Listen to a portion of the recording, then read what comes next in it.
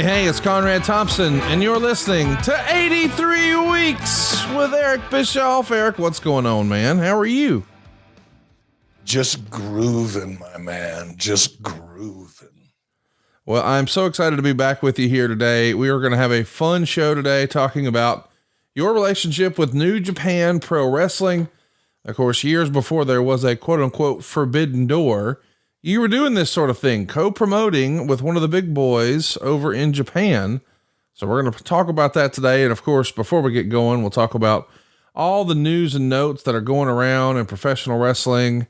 I guess we should start at the top of the show by wishing our great close personal friend, Bruce Pritchard, a speedy recovery. I don't know that it's all the way out there officially, but he's been down for the count with a little bit of a shoulder surgery, but he's on the mend. And I, for one, am hoping he's better sooner rather than later. Have you ever had a major surgery like that before, besides your little mishap last year? No, I never have. I had, arthroscopic surgery on my knee, which is kind of like almost not having any surgery at all. To be honest, it's such a minimally invasive surgery that shouldn't even really count. And I've had each one of my hands operated on over the last year, but again, a very simple surgery.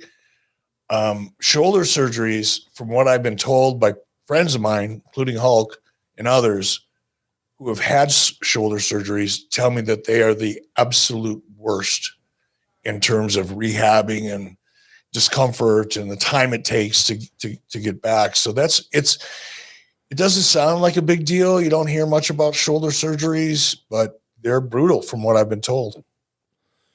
This is his second one. The other shoulder, he said, was no big deal, but I believe his quote to me was F this one. So we're pulling for Bruce and hope he's feeling better sooner rather than later. Some good news from our friend circle. JR is on the mend. We're going to be talking a little bit about how you can maybe get in front of some things, but JR recently discovered he had a blood sugar issue. And that's the reason that wound on his leg hadn't been healing from all those cancer treatments, but he's got it under control, and he's seeing just a whole bunch of new changes in his life pay off in big ways. He's several months now from his last drink. And I think the combination of no alcohol and getting the blood sugar under control, he's feeling better than ever. As I understand it, he's actually going to be in Oklahoma City this Wednesday because he's home for the holidays, and that's where AEW is going to be. So shout out to JR, getting better. His voice is stronger than ever, but that brings up an interesting discussion. He revealed on his podcast last week that his contract is coming due fairly soon in the next few months, I guess, next couple months maybe. And Sting's last match, of course, right around the corner. We're going to talk about that. And I sort of put two and two together. Man, I really want Jim Ross and Tony Schiavone to call Sting's last match in Greensboro, much like they called that first Clash of the Champions that put him on the map in Greensboro against Ric Flair all those years ago. But JR is somebody you and I haven't talked about, and all the different moving and shaking and all that. Like, we've seen some pretty big, I wouldn't say defections, but they're jumping ship or switching brands or whatever you want to call it. CM Punk and Cody Rhodes, they're over on the WWE side of things. Could you imagine Jade Cargill? Could you imagine a scenario where Jim Ross is in play? That feels like that would be a major loss. I hope he sticks with AEW. I mean, I want him to be at Sting's last match, but you and I haven't really discussed that. What do you think about the possibility of, is that even a real possibility? Do you think, would you let JR slip through your fingers if you were Tony Khan? No, absolutely not. I think I don't think JR has been put in the best possible position at AEW. And part of that is Jim. Look, we all have to take responsibility for our own successes and our own lack of success from time to time. But I would have liked to have seen JR right from the beginning be more of a special event announcer. I would have put him on a different level of pedestal. Not that he's better than Tony or better than anybody else, but he's different than everybody else. And I would have taken advantage of that and kind of enhanced and built on that perception of Jim being the legend in wrestling broadcasting that he really is. But by putting him on a pedestal and showcasing it and maintaining that separation from the day-to-day work, so to speak, puts him at a different level, and I wish they would have done that from the get-go. But look, JR's got that voice, man. When you hear that voice, it's like comfort food for my ears, man. It's like macaroni and cheese for my ears when I hear Jim's voice. It's interesting too, because he's coming up on his 50th year in professional wrestling. He's actually got a brand new book he's been working on. It's available for pre-order now over at jrbook50.com. That's jrbook50.com. And, the name of the book is Business is About to Pick Up. But as we take a look at just the wrestling landscape, if his contract is up before WrestleMania, that feels like that would be a huge time for him to come back and a nice button on a career, if that's what he wanted to do, call a big match. And considering all the rumor and innuendo about television contracts, which I know we're going to get into, I think JR could be more valuable than ever. So for that reason, I just don't see any of that happening. I think Tony Khan extends or works out some sort of new contract with Jim Ross. And I, for one, hope we get to hear him on the call for Sting's last match. But I mean, not to interrupt you, Conrad, but that's an interesting point, because if you look at AEW over the last 12 months, between the Punk drama that ended up in Punk moving over to WWE, which is still mind-boggling to me, to be honest. Every time I say it, I just shake my head. Losing Jade Cargill, obviously a big move. I don't know that if I were Tony, I would want to lose any more brand value. And JR has 50 years as a broadcaster. Yeah. JR is embedded in the culture of professional wrestling and amongst fans. So to lose another brand like that, I think the timing would be really bad. Tony's got to hold it together. He's got to bring that ship together. He's got to tighten it up. He's got to lock down the brand talent that he has, the names that he has, obviously MJF being crucial at this point. But guys like JR, Tony Schiavone, those people that have equity in their names, and every wrestling fan knows who they are and has known who they are most of their lives. Those talents you need to lock down while you're trying to reestablish yourself. And I think AEW in many ways is, believe it or not, in a rebuilding mode, because the bottom has just fallen out. So much so over the last few months that they're scrambling to rebuild. It's interesting to hear you say that, because I do have a different perspective on where AEW is. And I know for certain that Tony Khan does. And we actually have some clips from his media scrum the other day that I actually want to play for you at some point during today's show. But oh God, I'm just wondering, it's too early in the morning for me to start drinking. I have to drink to prepare for that nonsense. The rumor and innuendo once upon a time when AEW was just an idea, and when it was just a concept, when it was just a pitch on paper, when they were trying to get a television deal, the rumor and innuendo is that a natural question that would be asked in that dialogue and discourse would be, hey, well, what's this show going to look like and feel like? And I would think you would go to the well and say, well, we've got Keith Mitchell to make sure the show is going to look like something wrestling fans are familiar with and are comfortable with. And we've got the voice of wrestling as the voice of our show. I mean, this is a WWE Hall of Famer and maybe the most iconic voice in wrestling. And that black hat is just, I mean, when JR puts on the black hat, it's almost like Clark Kent putting on the Superman cape. It's like, oh, that's JR. Like, I think JR could probably mill about in his regular life and not get too bogged down, but man, he puts on the cowboy hat and all of a sudden it turns into a doggone meet and greet. I mean, he's synonymous with that.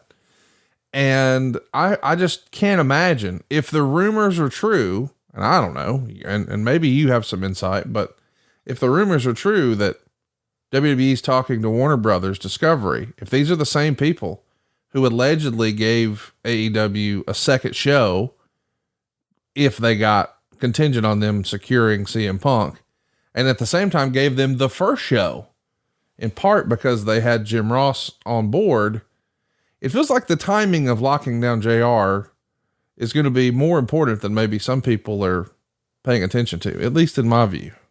Yeah. And when I say, tightening things up and locking down talent and locking down your resources, that's kind of what I'm referring to. I wasn't referring specifically to the point that you made, but in general, this is not the time to appear to have wobbly wheels. Right. You're going into a negotiation. Let's be just really honest about it, not sugarcoat bullshit, or at least I will, is the optics for TNA and the data from TNA is not good. Ratings are down. You said TNA, you mean AEW? AEW. Yes. I'm sorry. AEW. The optics for AEW are not good. If you look at the television ratings, they are continuing to deteriorate, and they have been over the last 2 years. Flat at best, losing audience more often than not, week over week. If you look at the year over year ratings, there has been, and now it's not been a lot. It's not like they lost 40%, but they're losing audience. WWE is gaining audience. What does that tell you? It's not a good thing. And you've got especially Punk.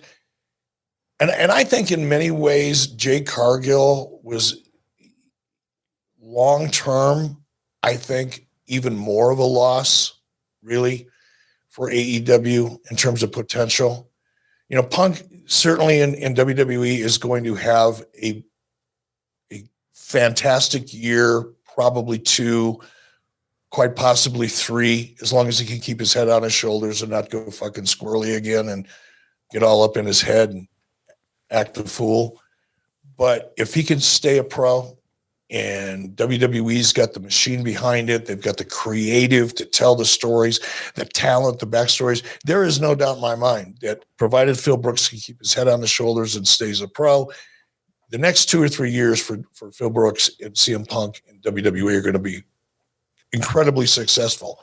But I think Jay Cargill represents 10 to 15 years of future growth.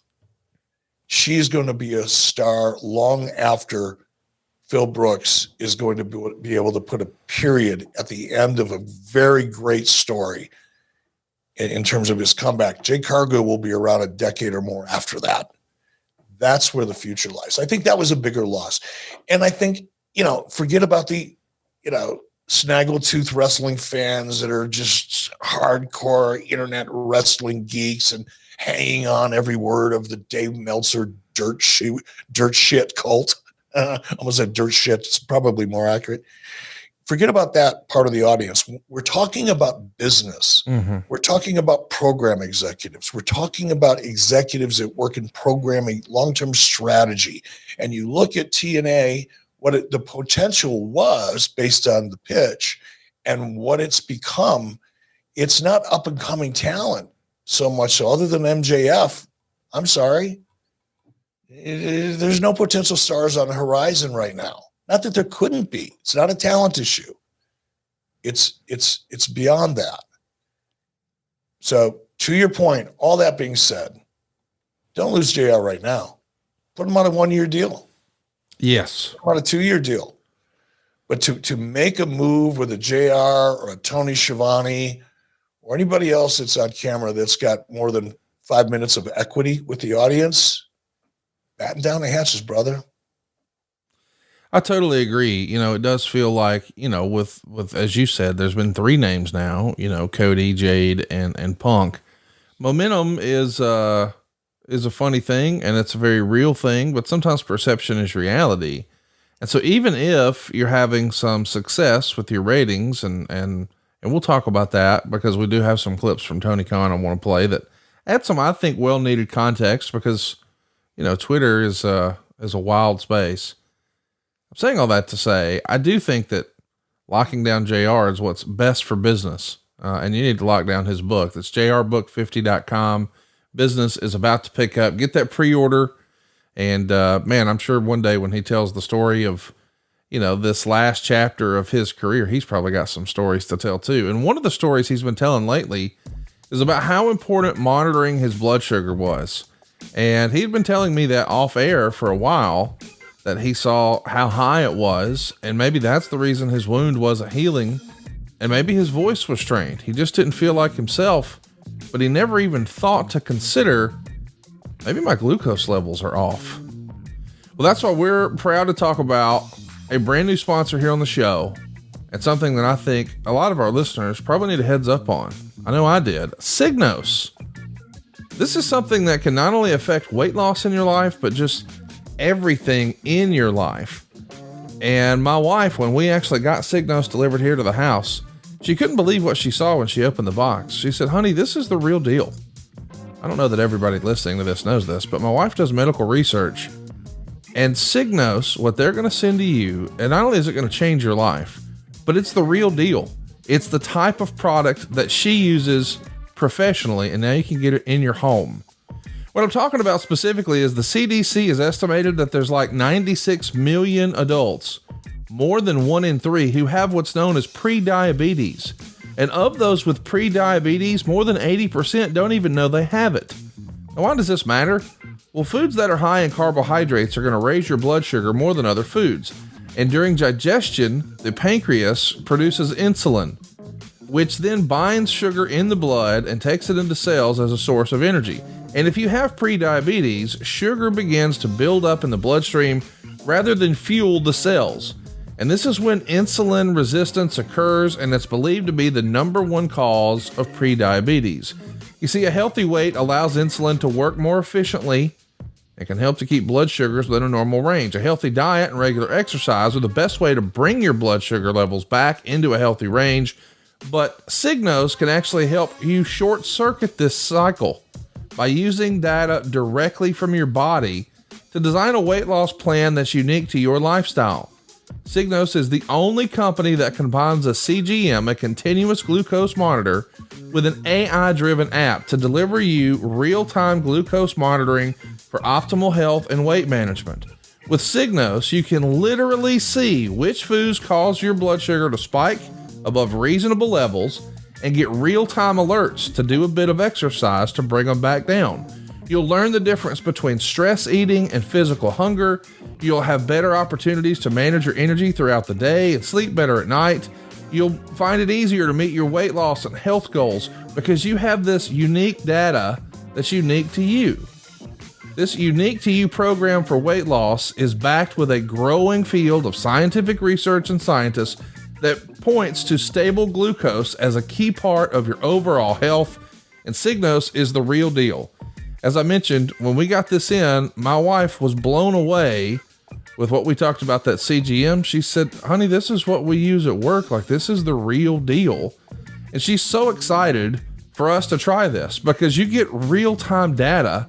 Like a glass of wine could cause a spike, or a short walk might actually matter more than you think it does at that very moment. I am so excited to get going with this product. I think a lot of our listeners could benefit from this. Imagine if we'd given this to JR like 2 years ago. I mean, legitimately, he's been going every Tuesday and having this wound worked on week after week, month after month for almost 2 years now, and it's not getting any better. And the culprit? He wasn't monitoring his blood sugar right. What do you have going on in your life? Signos could be exactly what you're looking for. Signos has removed the guesswork of weight loss and provided me with the tools and knowledge I need to develop better, healthier habits. It combines my glucose data from the CGM or the continuous glucose monitor with an AI-driven app to deliver you real-time glucose insights for optimal health and weight management. And right now, Signos has an offer exclusively for 83 Weeks listeners. Go to Signos.com. That's SIGNOS.com and get 20% off select plans when you use our code 83Weeks today. That's Signos.com. Use the code 83Weeks and you'll get 20% off select plans today. The thing that knocked my socks off here, Eric, more than 1 in 3 Americans have pre-diabetes. This is a no-brainer for anybody who's trying to, and listen, we all do this in January. Oh, I'm going to make a New Year's resolution for this or that. Signos is like a life hack in that regard, is it not? I could go on for maybe an hour or so just talking about blood sugar and glucose and how important it is to monitor it. And I'm not going to do that because that's not why people tune in here. But this is a rabbit hole that I spend a lot of time in, is nutrition and alternative kind of nutritional information. And I'm not going to bust anybody's doctors. And I'm not going to speak out against anything. However, I will tell you that there is so much information available out there that suggests that your blood sugar is so vitally important. And the reason it is because as Americans, and you hardly have any choice unless you make a very, very committed effort, you have hardly any choice but to eat ultra processed foods, and sugar is in everything. They give it different names so they don't have to identify it as sugar when consumers actually look at the back of the ingredients to see if there's sugar in something. It's called by so many different names that people don't recognize as a sugar, but it's in everything, freaking everything. And I can tell you from firsthand experience, one of the reasons I did the water fast, the 5-day water fast a week or so ago, not because I was trying to lose weight. I wanted to see how it would make me feel. Yeah. And one of the things about the water fast is I eliminated everything. I ate nothing. Coffee, water, tea. That's it. So I eliminated all of the sugar. And I don't eat a lot of sugar. I don't eat candy. I make sure I don't eat foods with a lot of sugar in it. But even fruit, for example. And I'm not saying fruit is unhealthy, but I am saying for me, it affects my blood sugar greatly. I've always been affected by my blood sugar. Always, since I was probably in my 20s, I noticed how that affects my body. I'm in the first week of a carnivore diet now. And I am telling you, I feel so much better. It's almost like an elevated state of euphoria, but I'm maintaining it all day long.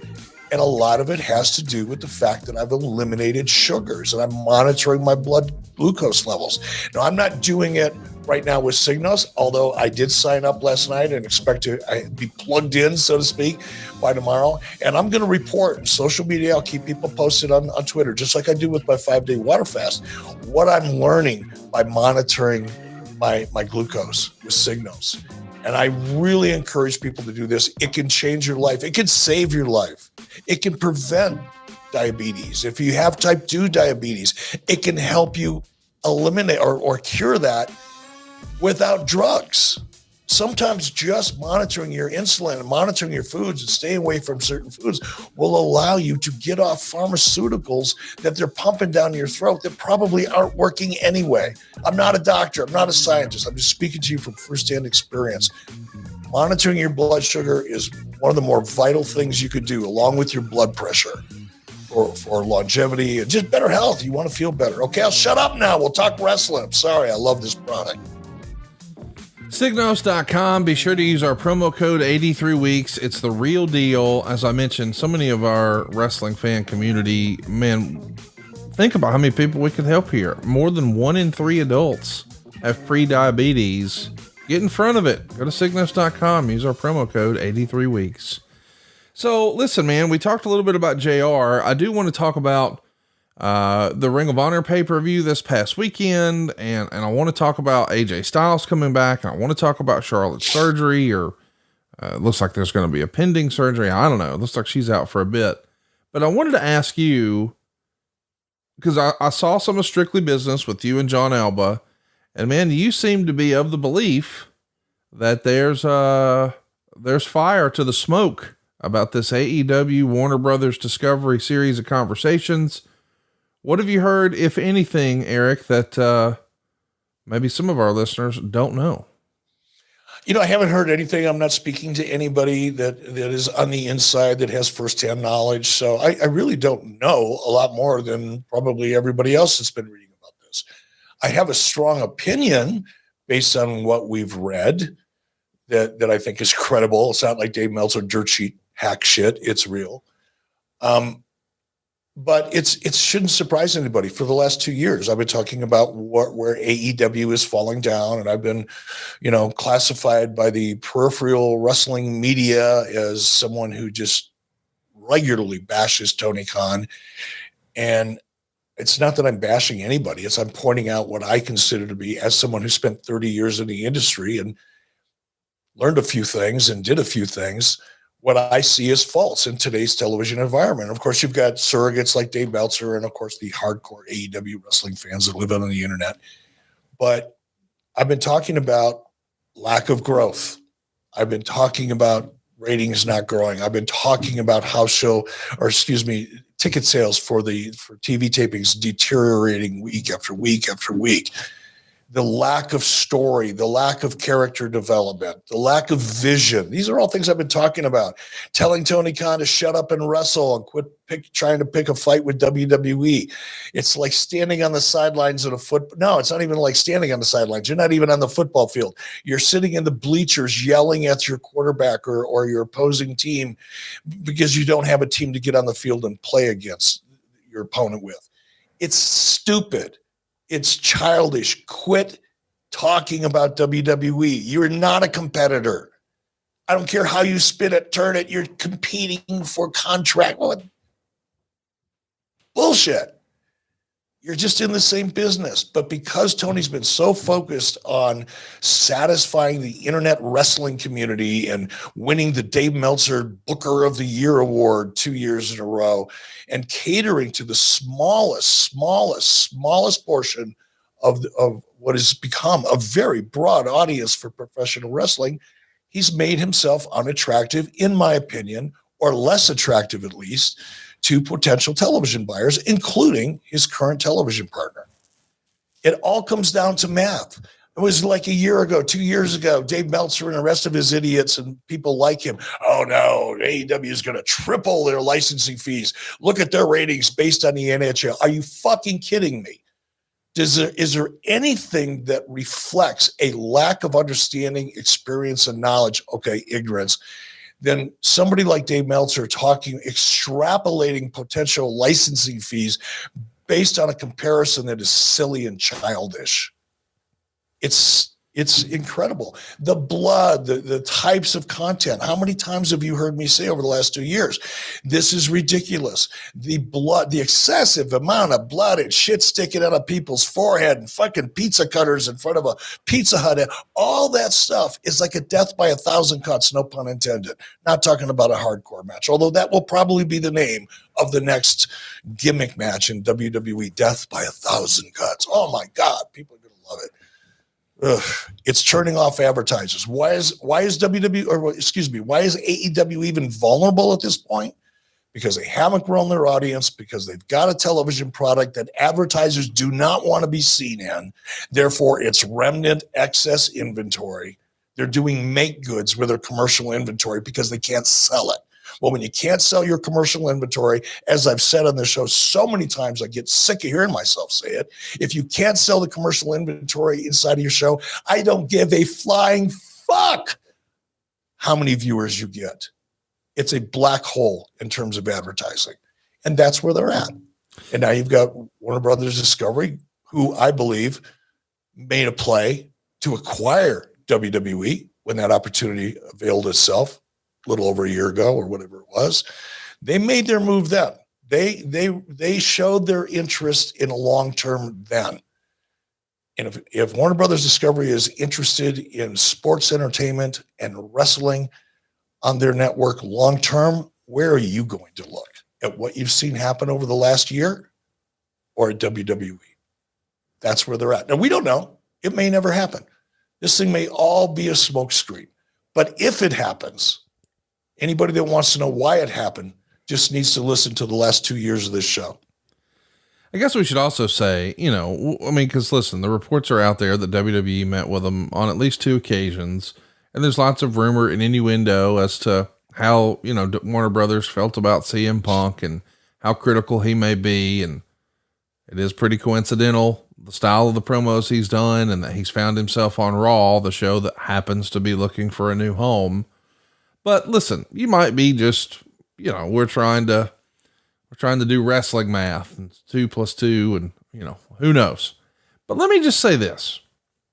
I do find it interesting that whenever anything about AEW potentially not being back on Warner comes up, we always hear the whole, we hear they have an equity stake. Why would they let go of something that they own part of? And I think the internet wrestling community at large has really probably forgotten why a deal like that would be in place to begin with. And you don't have to look very far. You can just take a look at the UFC. I think a lot of our listeners, at least those who paid attention to MMA, recall that the UFC was a money losing effort, man. They had lost tens of millions of dollars, just flushed it right down the toilet. And then they self-funded a show called The Ultimate Fighter and got it on Spike, and the thing turned around. It turned around the UFC. The UFC went from something they were considering cutting their losses. The Fertittas were considering cutting their losses with and selling off just to get some of their money back, to the juggernaut that we know now. And the crossroads, the tipping point, was having a national television audience on Spike. Well, fast forward, when that contract was up, UFC ran off to Fox, and Spike was left with nothing. I would contend that if this equity stake that we've all heard the rumors of, but none of us really know for sure. I mean, I've heard some people say, oh, it's definitely 30%, that Warner Brothers owns 30% of AEW. I've heard others say that's not real. It's 10%. I don't know what's real, but what I do know, or I shouldn't say I know, but what I believe to be true is that if something like that is in place, Eric, it's not to make sure that they don't leave and go somewhere else. It's to make sure that if this thing blows up, we get a piece of it. We can't repeat what happened with the UFC and Spike. And let's not forget, when you take a look at a company like Bellator, man, Paramount just bought the whole thing and said, you know what? We're not going to let this happen. We're going to own the whole thing. It's our thing. And guess what? Eventually they scrapped that whole thing. I'm not saying that's going to happen with AEW, but the idea that AEW can't possibly be on another network because Warner has a piece. Well, if you watch WrestleNomics or you follow them on Twitter, they're saying AEW is still not cash flowing. AEW is still operating in the red. They're not profitable. So whether you own 10% or you own 30%, you're not really making any money if it's in the red. What do you make of my assertion that it's less about, we don't want you going anywhere else, as opposed to, we want an insurance policy in case this thing blows up because it blew up on our network? I think you're absolutely right. And that was one of the reasons why back when I was at TNA and right after the UFC left Spike, left Viacom, Bellator became a move, I went to management at TNA and said that now is the time. Now is the time to take on Spike, Viacom as your television partner to help ensure your long-term viability. And of course, TNA didn't want to do that. And I think there was probably, and I don't know this, I never had a conversation. Nobody told me why they didn't want to do it. They just didn't want to do it. I suspect part of that is because then Viacom Spike would have access to the books. Right? So now you can monitor it from an upside and a downside. So yeah, you're not only, and I agree with you 100%. I think it's an insurance policy, so to speak. Yes. You know, Warner Brothers Discovery was taking a risk to making a bet on AEW, and to cover that bet in case they were right and it was going to blow up. Yeah, they want some equity. They want an upside in that because they're helping to build it. But it also gives them visibility into the books. And that's where I think AEW is probably pretty vulnerable right now. And I say that because so much, and again, you listen to the surrogates, right? And people can argue this all they want. Dave Meltzer will argue it till he's blue in the face, but he's a mouthpiece for AEW. Now he'll balance it. He'll try to counter it because he doesn't want it to be too obvious, right? But he's a mouthpiece. All you ever hear out of AEW is gross. We gross this much. We gross this many. Look at the ticket sales. We did over $1 million in ticket. This gross, gross, gross, gross, gross. Nobody's talking about net. Nobody has ever mentioned a word about how profitable AEW is in terms of a number, because it's not. They're losing money. I suspect they're losing somewhere between 25 and 60 million a year at this point. How about that video game? How much money was invested in that video game? How's that doing, by the way? What video game? You're right. What video game? That's exactly my point. There's no there. Not yet. And with Warner Brothers Discovery looking at opportunity and growth, because if you're not growing, you are dying in the entertainment business. They're looking at AEW and probably making an analysis. Where can we grow our audience best? Over here with WWE, or should we stick it out with AEW? Because after all, they've fallen on their ass for the last 2 years. Listen, I hate that. I hate the negative discourse that happens online about AEW, because I think we all agree that AEW existing is a good thing. And I think sometimes when you're trying to just preach from your pulpit here on 83 Weeks, Eric, your words sort of get misconstrued.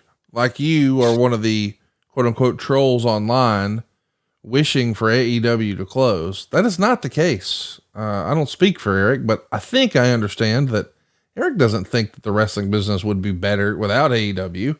He's simply seen it done the right way, and unfortunately learned some lessons about what happens when it's done the wrong way too. Yeah. I mean, not only, it's one of the reasons I get so animated, I think, and wired, and I say some of the things I say that probably makes it sound like I hate AEW or Tony, which is absolutely not true. Right. But I've seen it. Not only the mistakes I have made, the choices I've made, the decisions I've made that I know could have been better decisions had I had more experience, probably surrounded by people who had different perspectives than me that were engaged. But I saw it at TNA. I saw a massive opportunity just evaporate because of poor choices and poor decisions, lack of vision, lack of leadership. And I'm seeing it again, different version. And it frustrates me because I want it to succeed. I want AEW to succeed. I wanted my first episode, the very first episode I watched was the premiere episode of Dynamite. I watched it in the WWE's writers' room in Stamford, Connecticut, along with 6 or 7 writers on my team. And we were all wanting it to work. Why would we want it to work? Because that energy, that real competition, not cosplay, not the Tony Khan cosplay competition, right? I'm talking about real combination, real competition elevates the game. It just does. And and I'm not just talking about with wrestling fans. I'm talking about the business to business community. When programmers, when executives, when studios, when networks sit back and go, wow, look at this thing growing. Not look at WWE growing. That's great. But when this category is growing, that's where the real opportunities come. Not when just one company is successful. When you've got 2 companies, God, maybe even 3 companies successful, all that does is speak to the people who are not wrestling fans, who've never been in business with a wrestling company, who've never even thought about wrestling programming on their networks. All it does is give them confidence and interest and curiosity. That's the good thing. But I'll disagree with you. An unsuccessful wrestling company, one that has been given a tremendous amount of opportunities in prime time with a lot of television support, when that company is not successful or has challenges that are playing out very, very publicly for the world to see, a la CM Punk and Tony Khan, that's not good for the business. That makes people, executives, others in the industry, ad sales people, all of the people that keep this thing that we love called professional wrestling going by feeding it and by being in business with it and advertising on it and strategically partnering with it. All of that energy is the lifeblood of the business. And when you have a company that constantly shoots itself in the foot and represents kind of the bad image of what wrestling probably is in the minds of most people that have never really worked within it, it's not good for the business. Here's a point. Conrad, if what happens, if Warner Brothers Discovery makes a moves over to WWE, AEW, my opinion, is going to flounder. It'll exist because Tony can keep feeding it because he's got, access to $1 billion of his dad's money, whatever. He'll keep feeding it, keep it alive, but it's dead. It will be dead. And what does that message say to other potential future programmers or networks? No, I ain't tried it. Well, That guy that owns the Jacksonville Jaguars had $100 million. He had all the money in the world, wasn't accountable to anybody, and he still couldn't make it work. It's not good, man. Not good. well, I mean, respectfully, Eric, it ain't never going to happen again. Like, this is it. WWE's never going to have another competitor at this level. So when you're saying it's bad for other programmers, I would say AEW going out of business would be disastrous for the wrestling industry and the performers in it. Now, I don't buy into the narrative that the creative is better on WWE because of AEW. I think if the creative is changed, it's because there's been a change at the top and everybody's picking up what I'm putting down there. But I'm talking about the contracts and the talent within. Like, you talk about leverage evaporating. If AEW is no longer a thing, like, a lot of people are making more money than ever in WWE, not because WWE is making more money than ever, but because that's what it took to keep them from jumping ship and going somewhere else. You disagree? I would zero in on a lot of people. I don't know that a lot of people that. Okay. There's a handful of talent who got big raises. Right. And there's other rumors about people who were having conversations and they're not having conversations now. We're not in the business of giving spoilers here, but let me just say this, boys and girls, get your popcorn ready because we're going to be playing some clips from Tony Khan's media scrum after Ring of Honor. I know for a fact, Eric Bischoff has not heard a couple of comments in there, that I think Eric needs to hear. So we're going to have a little fun. And when I say get your popcorn ready, I'm talking about Kudo. If you've been on the hunt for a new guilt-free snack, meet Kudo, the official protein popcorn of the UFC. Kudo Popcorn's revolutionary cooking method allows each bag of popcorn to have 10 grams of whey protein isolate in every bag while still tasting absolutely delicious. Yes, you heard that right. There's 10 grams of protein in every bag. Get in on this snacking revolution that MMA athletes Michael Chandler, Robbie Lawler, Bruce Buffer, even Dana White himself all endorse. And for a limited time, our listeners can get 25% off their entire order with the code 83weeks at kudosnacks.com. I got to tell you, Eric, I don't remember seeing my wife this excited. She's been opening packages that are coming to the house because, of course, she's wrapping Christmas presents. And she opened up this box of Kudos and she couldn't believe that we had garlic Parmesan and that we had white cheddar and that we had salt sweet kettle corn, all incredible snacks, but it's protein. It blew her mind. If you're hitting the gym or going for a long hike, or maybe you're just trying to eat healthier snacks, you should certainly be taking whey protein to help boost muscle protein syntheses and grow your lean muscle mass. My wife's trying to do that. I think we've talked about it before, but she's training for a fitness competition. She's going to do her first one in March. So she's been looking for stuff like this. And man, she made it happen. Kudo is now her go-to snack. It's gluten-free. It's preservative-free. It's 100% whole grain. It's keto-friendly. It only has 70 calories per cup. It's made right here in the USA. And other possible benefits include helping with weight loss and lowering cholesterol. One bite, I'm telling you, Kudo popcorn will become your go-to healthy snack. I got to tell you, one of my favorite snacks before this was a different brand of white cheddar popcorn. That's never come into the house. My wife and I are all in on this. You'll be amazed how Kudo popcorn has somehow made your favorite healthy snack even tastier and healthier. For a limited time, my listeners get an exclusive 25% off when they use our code 83weeks at kudosnacks.com.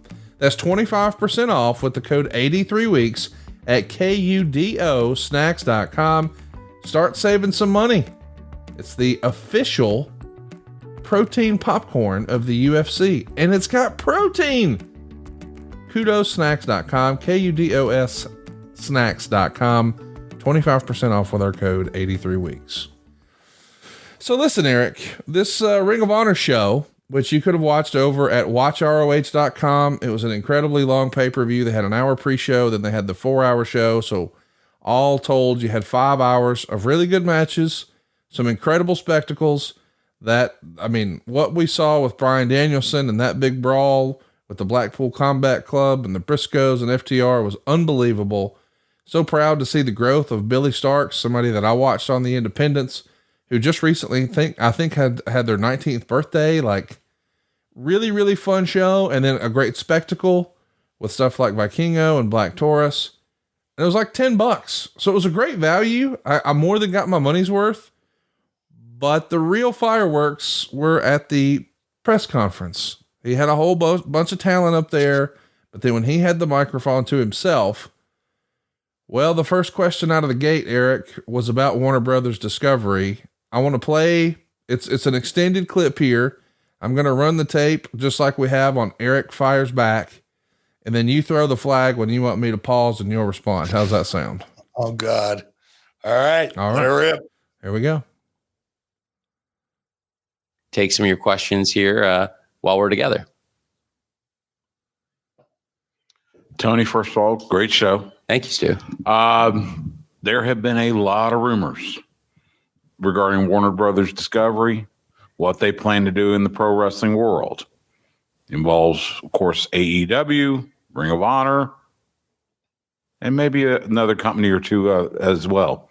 Just give me your thoughts on the relationship. Can you give us any type of insight as to what, discussions are looking like now as far as AEW, Ring of Honor, and Warner Brothers Discovery? Ring of Honor, we haven't had recently as many, but we've had really good conversations about AEW. Even in recent days, I've had really good talks with Warner Brothers Discovery. We've been with them for several years. It's a really exciting time for AEW. We were the number one show on cable on Wednesday in really what are considered both of the key demographics in TV, which are 18 to 49 and 25 to 54. So it was a great week for AEW. I think we've been putting out some of the best shows we've ever done. Right now, we're on this incredible run. Tonight was a great episode of Rampage, in addition to the great wrestling here on ROH Final Battle. The last few episodes of Collision have been tremendous. I think some of the best in the history of that show. And also Dynamite has been on a great roll in recent weeks. I think there's so many great things happening in AEW. So it was great to come in and have the number one rating and be the number one show on cable, which we've done so many times. We've performed incredibly well for Warner Brothers Discovery, and we're very, very, very strong relationship. I think with media rights and all the things coming up, everyone has to do their due diligence. It's just part of the TV business. But I think where we stand in a position for AEW to have a huge growth here in 2024. There's a lot of really exciting things happening that I know Warner Brothers is really excited about, that we've talked about. The Advance for All In just being a massive success as we're approaching a $5 million gate for a show that is 8.5 months away. And, we're so far ahead of where we were. We didn't put the tickets on sale last year until spring. And now getting on sale ahead of the holiday season. I mean, it's been a huge success. That's going to be tremendous. And one of the biggest wrestling shows in the history of the world, following up on the biggest wrestling show in the history of the world just months ago. We've done great show after great show. It's been a great year for us.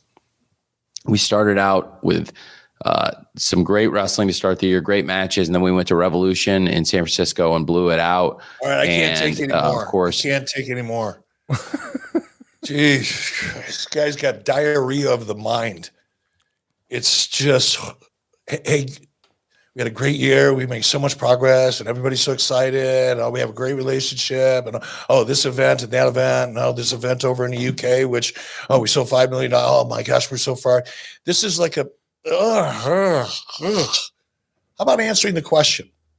What's the relationship currently? Are you concerned? First of all, it wasn't a very good question because whoever asked it was dancing around. Didn't want to say AEW because he was afraid that he might not get called upon again. You mean WWE? Directly confront Tony Khan and say, "Hey, Tony, what's the deal about WWE and Warner Brothers? Any insight?" But instead, he danced around it. Didn't even name WWE. He said, "Oh, a couple different companies." Come on, grow up. Get a set of balls. If you're going to take that job, you're going to be there and ask questions. Grab your nutsack, hold on tight, and ask a real question. Don't be a bitch. In fairness, the rumor and innuendo is that Impact was asked to send in a pitch and a reel whatever months ago. Then name it. Then name it. Right. Just don't be a bitch. That's all. Just ask a question. It's not tough. That's number one. The rest of it, you heard Tony. It's just, we have a great relationship and we're number one programming cable. By the way, Tony, try to be honest and accurate. You may occasionally have the number one show on cable on Wednesday nights. You are not the number one show on cable. You have never been the number one show on cable. Your show on cable doesn't hold a candle to WWE's shows on cable. In fact, I think if you took your primetime numbers for Dynamite, Collision, or whatever the other one was, Dynamite, Collision, and Rampage, add them together, they probably don't equal Monday Night Raw when Monday Night Raw is going head-to-head against the NFL. So quit bullshitting your audience. Eric, You're gaslighting them. What's he supposed to say, Eric? He's a promoter. How about being honest? How about, yes, we're in the middle of a negotiation. It's our understanding that so is WWE, and we're going to fight. We're going to dig in, and we're going to prove that this is a better opportunity. He gets there. I know it's painful for you, but let's pick up where we left off. He's going to get there. Ring of Honor, I think all three of the major Ring of Honor events have been tremendous this year, including tonight, which was one of my favorite shows of the year, along with Supercard and Death Before Dishonor. I think the Ring of Honor shows have been excellent, but in particular, focusing on the Warner Brothers Discovery relationship that you asked about, we've just gone out and crushed it time after time. And this has been a great year for us. And the really All In is the biggest thing we've ever done. And I think it's one of the biggest things anybody's ever done in wrestling, but you have to also look at all the other huge events we've had recently, month after month. All In was a great show, but really since Collision started, I think we've been able to do so much with 5 hours of television. So this was a big year for us with Warner Brothers Discovery. They came to us and asked us to go from doing 3 hours of TV a week on TBS and TNT, expanded it to 5 hours. And that's been very, very successful. Collision did a great audience this past weekend. It's been up the last couple of weeks. And also the shows have been as good as ever, really strong shows. I was really proud, in particular the last few weeks. The Continental Classic, I think, has been something really special. So it's a great relationship, and it's going very, very well for us. And I think part of the TV business for both sides is going to be doing their due diligence. And that's just a part of sports and television, really. And being a part of the NFL and the Premier League, I've seen that process play out with certainly different TV networks looking at different sports, and the sports themselves looking at different TV networks. We've been a part of this multiple times in the NFL. I'm part of the NFL's fan engagement and major events committee. So I sit in a select group of people in the NFL looking at our different fan metrics, looking at how we're engaged with the fans digitally and in real time, and also planning major events and looking at those trends. And I've been able to take a lot of the things I've learned in the world of professional sports, working in the two biggest sports leagues in the world and being around some of the biggest rights fees in the history of sporting, with the Premier League and in particular the NFL, which is the biggest media superpower in the entire planet. All right, I have a question, Mr. Khan. Can I interrupt you, Mr. Khan? I have a question.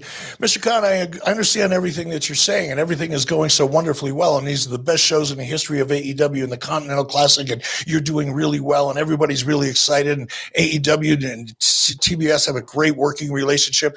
So let me ask you, why is it, or how is it that you can explain that you can't sell more than 5,000 tickets to a typical Dynamite TV taping or production? I'm so glad. Why is it that your live ticket sales have deteriorated so dramatically over the past 12 months if everything is going so well and you're producing all of these fantastic shows? Is there a reason for that, Mr. Khan? Man, I know you didn't see this press conference, but it's like you did, because he's going to get there. And I don't think you're going to like the response. Getting hotter and hotter every year and defying gravity. And so for what we're doing here and my experiences in the TV business, we stand to be in a really good position going into 2024. And Ring of Honor is a different company than AEW, but it is under my promotional umbrella. And it's under the umbrella of the challenger brand, which is AEW. And what we've created in this family of AEW that now includes Ring of Honor, we have great partners that we work with in international pro wrestling. New Japan Pro Wrestling has been a great partner to us. Now we're working with some of the great Lucha Libre promotions as well, and other companies all over the world. I like doing things with Andy at Rev Pro in England in particular. There's a lot of great companies around the world. But for AEW and I think Ring of Honor, because it falls under my ownership, to be AEW is to be under constant attack. You do a great show and the next day somebody's saying something negative. You do 5 great shows in a row. Somebody says something negative. You break the ticket record for the most tickets ever sold for any wrestling show in the history of the world, and somebody has something bad to say about it. I just, at this point, I don't worry about it. We just need to go out and do great shows week after week like we did. We were the #1 show on cable this week on Wednesday. We beat every single show on TV on Wednesday out of hundreds and hundreds of shows across hundreds of networks. And we continue doing it, and everybody who works here is going to be in good position. Let's just pause right there. He says being AEW is being under constant attack.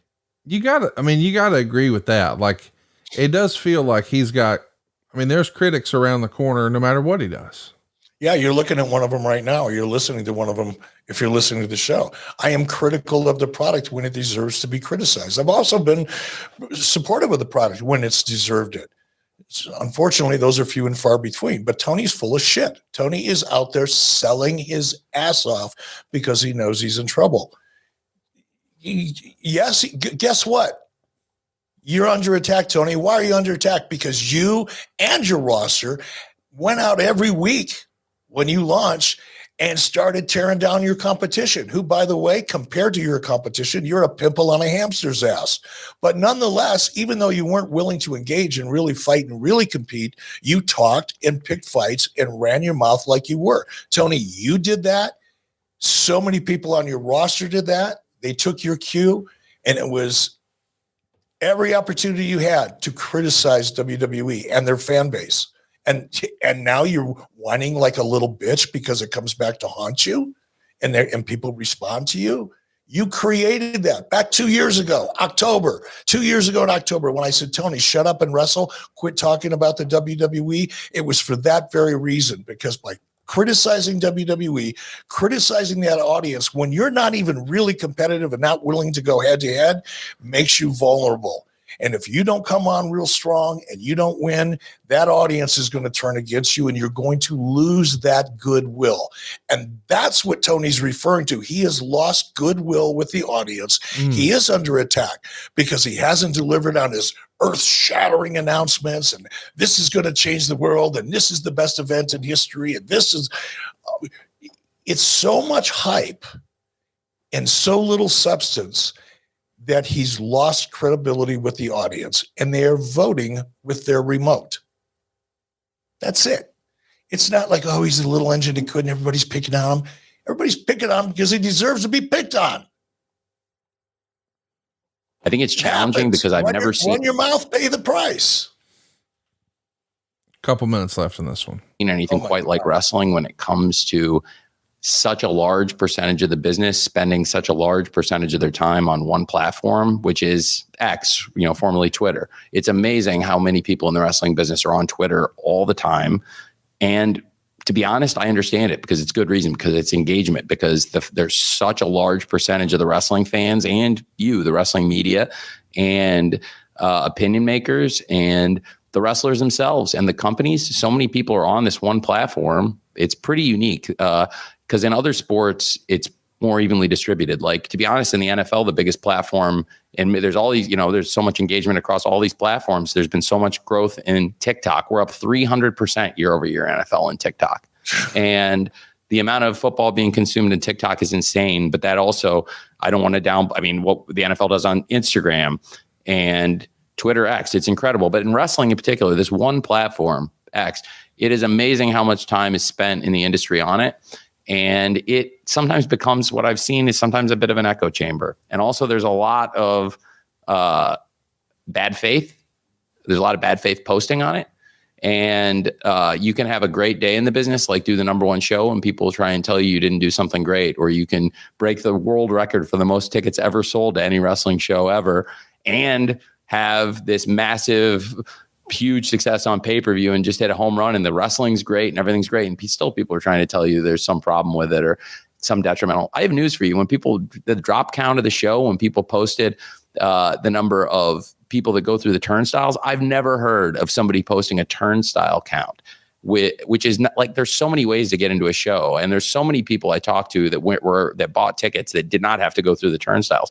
But take that aside for a second.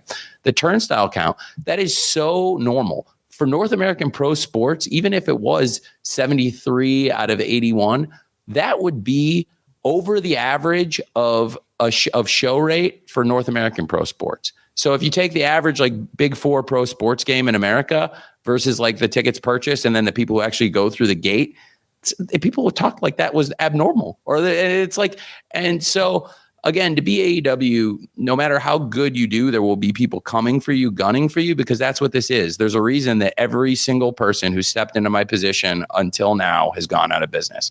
I'm the only one left. Everybody who has stepped up and put millions of dollars into this and done it week after week. And there's no off season. You do it 52 weeks a year. It's a fight. And that's a credit to the fans. I know what it is to be a wrestling fan 52 weeks a year. It's hard. And but it's also the most rewarding thing. That's why you can't get away from it for too long. That's why we always come back to it. We're addicted. And it's worth the fight. And I love the fight. And I'm never going to stop fighting it. No matter what happens, no matter how things change, it's worth it. It's the fight Jim Crockett fought, and Vern Gagne, and Ted Turner, and so many other people that have tried, and God bless them all. And I'm doing this for all of you. And I know all of you are here in spirit. So thank you very much. So there you go. He's not going to, oh, come on now, Eric. What? I'm sorry.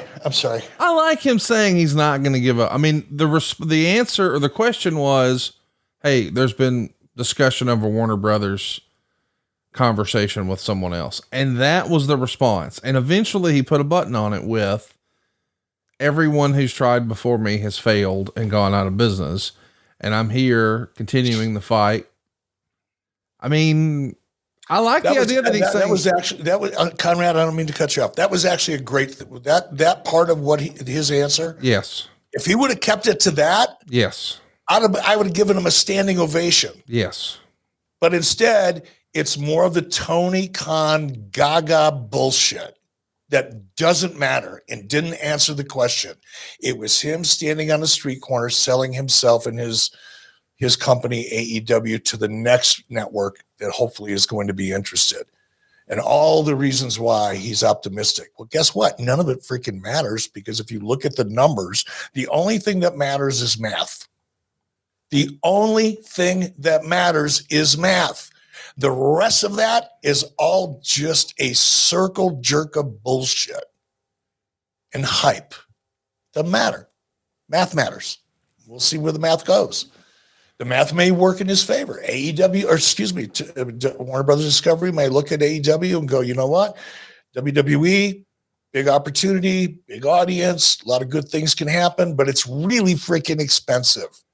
So let's just roll the dice and hope that AEW is going to improve.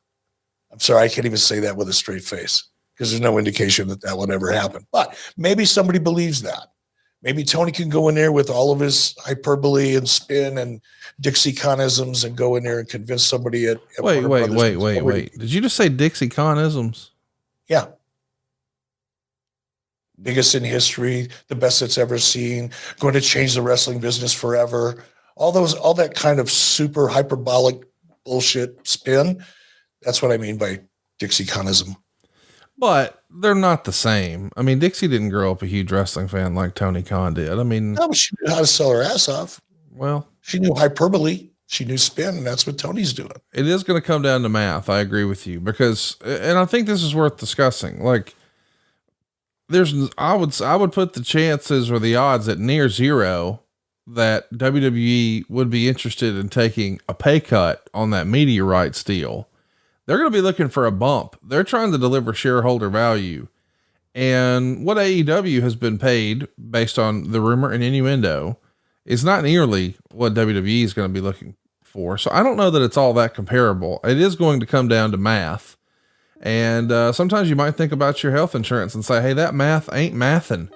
Well, stop sending money to big insurance companies that profit off of not paying your bills. Did you know that 48 million claims in Obamacare last year were denied? That's 1/5 of claims that are going to get rejected Do you want to take that chance? Health insurance sucks. It's confusing, it's expensive, and it's frustrating, but there is a better way. Welcome to the alternative.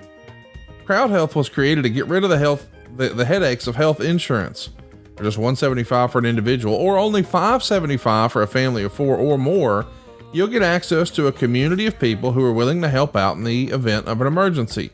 You'll also get telemedicine visits, discounted prescriptions, and so much more. All of this without doctors' networks getting in the way. Let Crowd Health help with your healthcare needs. You can get started today for just $99 per month for the first 3 months when you use the code WRESTLE to get healthcare you deserve. Crowd Health is not insurance. Learn more at joincrowdhealth.com. Once again, the site is joincrowdhealth.com and use the code WRESTLE to get started today for just $99 per month for the first 3 months. That's joincrowdhealth.com. Be sure to use our promo code WRESTLE.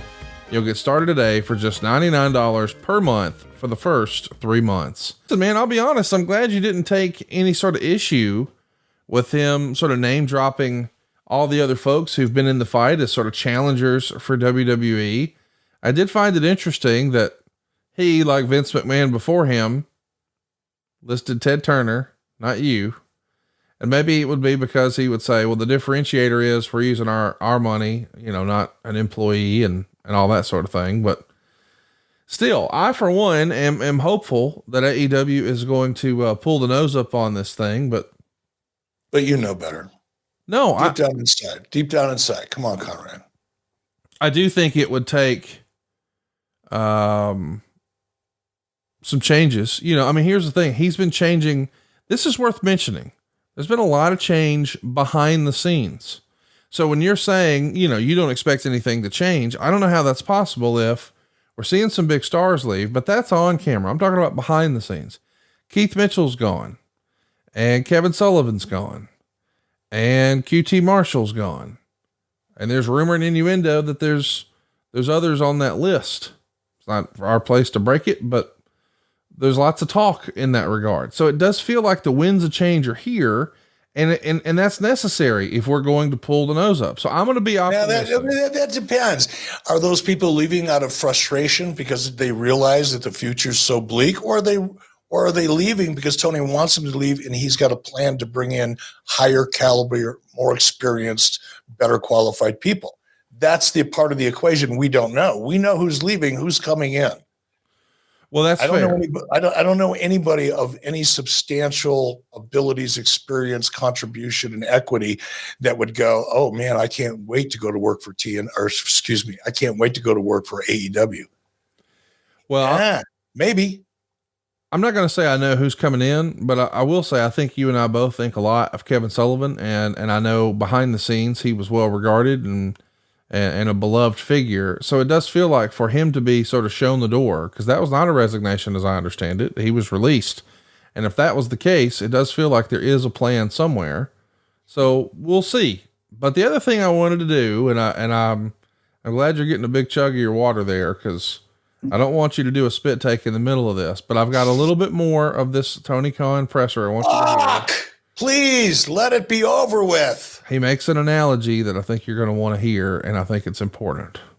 And we were able to, get Ring of Honor in front of for their standards going into my ownership. And, this is very consistent with the kind of crowds we've had for the Ring of Honor pay-per-views. A couple thousand people is a good Ring of Honor crowd. And that's, before I took over, you could count in 21 years how many times Ring of Honor had a couple thousand people in the building. So I'm pretty happy with it. And also AEW this year, the attendance is up year over year for Q4. So I think, Adam and John have done a great job, I think. And frankly, I will say, I shook the tree a little bit when they came in to say, you guys need to get into the markets with the wrestlers.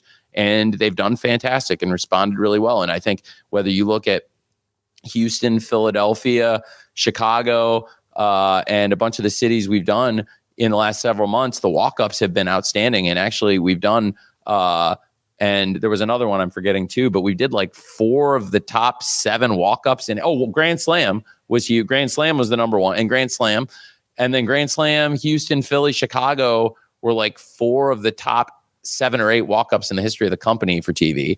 And then the The pay-per-view walk-ups also outstanding. The LA pay-per-view was the biggest walk-up in the history of the company. So we've actually been having like these last few months, really, really good success. These guys have really done a great job. The PR team and Mandy and Danny and everybody done a great job, along with John and Adam. And I think them working with the live events team, they've stepped up so that we've seen a good boost. So year over year, Q4, we're up, which is great. And so I want to keep growing. I don't know if you saw the study. From questions I had asked, Here we go. It came out favorably. And there's a reason I asked, because my gut said it was true, and it was. The numbers we're doing for our tickets are not only comparable to what WCW was doing in the mid 90s, but in many cases better. Like, our numbers are better per show than WCW in 94 and I think right on 96 and 95, like right there. And I think we're ahead of one year and right behind the other, like right kind of there.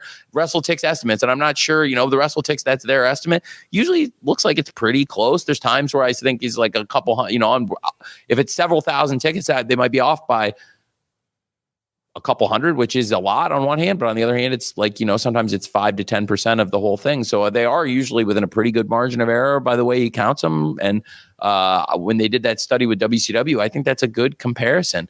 And to be a challenger brand, there hasn't been a company like AEW that had this big of a market share since the 90s. It's really cool. And like I said, I think the juggernaut is, in many ways that we're up against, is bigger than ever and more imposing than ever. And in a digital era, when you're facing that kind of juggernaut, it's constant pressure. And I think this year we've delivered with more great shows than ever before. And it's a great time to be AEW. And so I'm really excited about what we're doing. I think certainly when you talk about tickets, some of our most exciting momentum we've ever had, the Greensboro, we talked about it on the show tonight, but today was the first day of tickets for Revolution, and we're well over 11,000 tickets sold for a show on the first day. So that's our biggest for any non-first time event. I think that's going to be up there with like the first Double or Nothing, the first Grand Slam. That's one of our biggest first days we've ever done. Conrad, my fucking head's going to explode. I've never heard so much meaningless bullshit in a press conference in my entire life. This is not a press conference. This is, let me get up and talk about how great I am and how great this company is and try to blow smoke up everybody's ass. And hey, the hardcore AEW Twitter X fan base is going to suck it up. And they're going to be repeating it word for word. The problem is there's nothing but air in all of those comments. It's nonsense. Trying to compare Dynamite or AEW ticket sales to WCW in 96, are you freaking high? Every week we do this show, we're covering 96, 97, 98. We're putting 18,000, 20,000, 30,000, 40,000 people for a TV show. Dynamite is lucky they're scaling 10,000 seat arenas for 5,000 people and praying to God there's a walk up. Otherwise, they're not going to sell out. How can you make those statements and expect anybody to think you have any credibility whatsoever? Are you looking at one or two isolated situations and extrapolating a scenario or a picture or projection based on that? It's misleading as hell. It's untrue. It's dishonest. And you know what? It's delusional. And I think Tony's deluding himself and hoping, I should say, that he's able to delude other people along with him into believing in this thing. That's nothing more than a very, very, very expensive vanity project. Well, I knew you'd get it hot about the comparison to WCW. Not hot. It's just frustrating.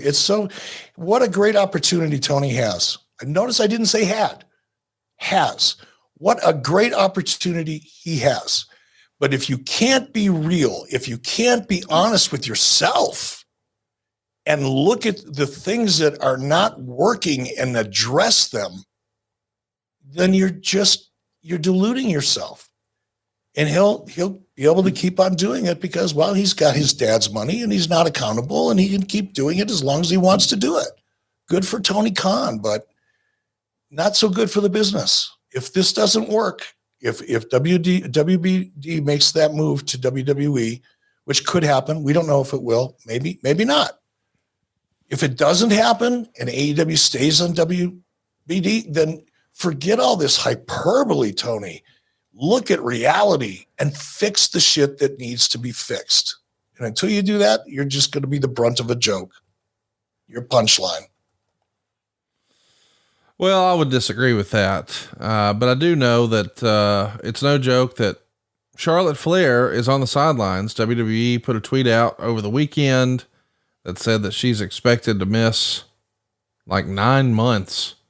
We saw a pretty scary clip from social last weekend where she was grasping her knee, saying, my knee, and lots of different conflicting reports out there. And it's not my place to necessarily share anything and everything here, but the report is 9 months, man. Wow. That's 9 months is a lifetime in the industry, right? So much can happen and so much can change over the course of 9 months. It's scary. It's crazy to think though, when WWE is just getting at their hottest, it feels like some of our top guys are moving around. And now we know that unfortunately Charlotte's going to miss WrestleMania, but back in time for WrestleMania, CM Punk, Randy Orton, and now AJ Styles. AJ Styles came back at the end of SmackDown on the Randy. Is that awesome or what? On the Randy Orton diet, looking like an action figure. This is the biggest, most jacked AJ Styles has ever been. He comes in to make the save in the middle of this big feud and brawl with the Bloodline, who had clearly outnumbered Randy Orton and LA Knight, who ran in to be helpful to Randy Orton. So AJ Styles makes his return, levels the playing field in that fight, and then immediately attacks LA Knight. So it looks like we're going to be getting some LA Knight versus AJ Styles. Man, this WWE roster, you kind of forget how many headliners they had who weren't on TV, like Randy Orton and now like AJ Styles. What do you expect? This is an exciting time for AJ and WWE, no? Oh, absolutely. And I'll tell you what, I watched that match and the finish of it was so good. That match, you talk about Sarsa, story, backstory, anticipation, reality, surprise, action. Now this is not complete yet, right? But there were a lot of boxes checked. We know there's story. There's inherent story right there. But the drama, people talk about the story in the ring or the story in the match. I want to beat you. You want to beat me. Okay, we got the story. But when you look at the drama that played out as a part of the story, the facial expressions, the timing in that finish was so perfect. I saw one hiccup, one minor hiccup that took me out of the game, took me out of the moment, I should say, for a fraction of a second. And that was when, who was it? It was Roman Reigns and maybe Randy were exchanging blows in the center of the ring. And they were back and forth, boom, boom, boom, boom. And then there was a little hiccup right in the middle. I don't know who was off, whether it was Randy or Roman. One of them just was a little bit off, and it kind of, it was like that microphone in the frame drop, kind of moment for me. It's like when you go to a movie and you're all into the scene and all of a sudden you see a boom camera come down, or boom mic come down in the camera frame. You just go, what the hell is that there for? That's what I mean by a boom mic moment. But that little hiccup was the only thing that I saw. Everything else was as flawless, I think, as flawless could be. Now, I watched that match specifically because I wanted to see Randy. I'm a huge Randy Orton fan. Make that, if nobody's aware of that yet, you're aware now. Huge Randy Orton fan. But when AJ came completely out of nowhere, the value of real surprise, right? The value of surprise. If they would have announced, AJ is going to be in the main event, if there would have been some other form of tease or a backstage segment or something like that, that would have tipped the hat in a way that would have diminished that moment. AJ Styles got a hero's return reaction in the middle of what was already a pretty amazing main event and story. I think it's going to be fantastic. Look for Randy and AJ to end up teaming up somewhere down the road. I think that's going to be a fantastic combination. They complement each other very, very well. I loved every second of it. I loved it too. I'm a huge AJ fan. I'm excited to see him back. Him and Randy Orton coming back bigger and better than ever is, man, it's piquing my curiosity for WWE in a way that it hasn't been there in quite a while. And, you know, I was having a conversation with a Cowboys friend of mine. He's a big fan of the Dallas Cowboys and the NFL. There's lots of debate this year, you know, about who the best team in the league is. And some are saying the 49ers and others saying the Eagles. And of course, my buddies believe that, oh, it's the Dallas Cowboys. And my pal said, I just hope we're not getting hot at the wrong time, because that's a real thing in sports. And it feels like WWE has been able to manufacture that heat as we get to Royal Rumble. And then we just cruise control right into WrestleMania. It's going to be money this Q1 for WWE. Speaking of money, we got to talk about Rocket Money, one of our favorite sponsors here on the show. We love saving money. We've talked about that since day one here on the program. We spend a lot of time talking about the business of the wrestling business, but you need to get your household business in between the ditches.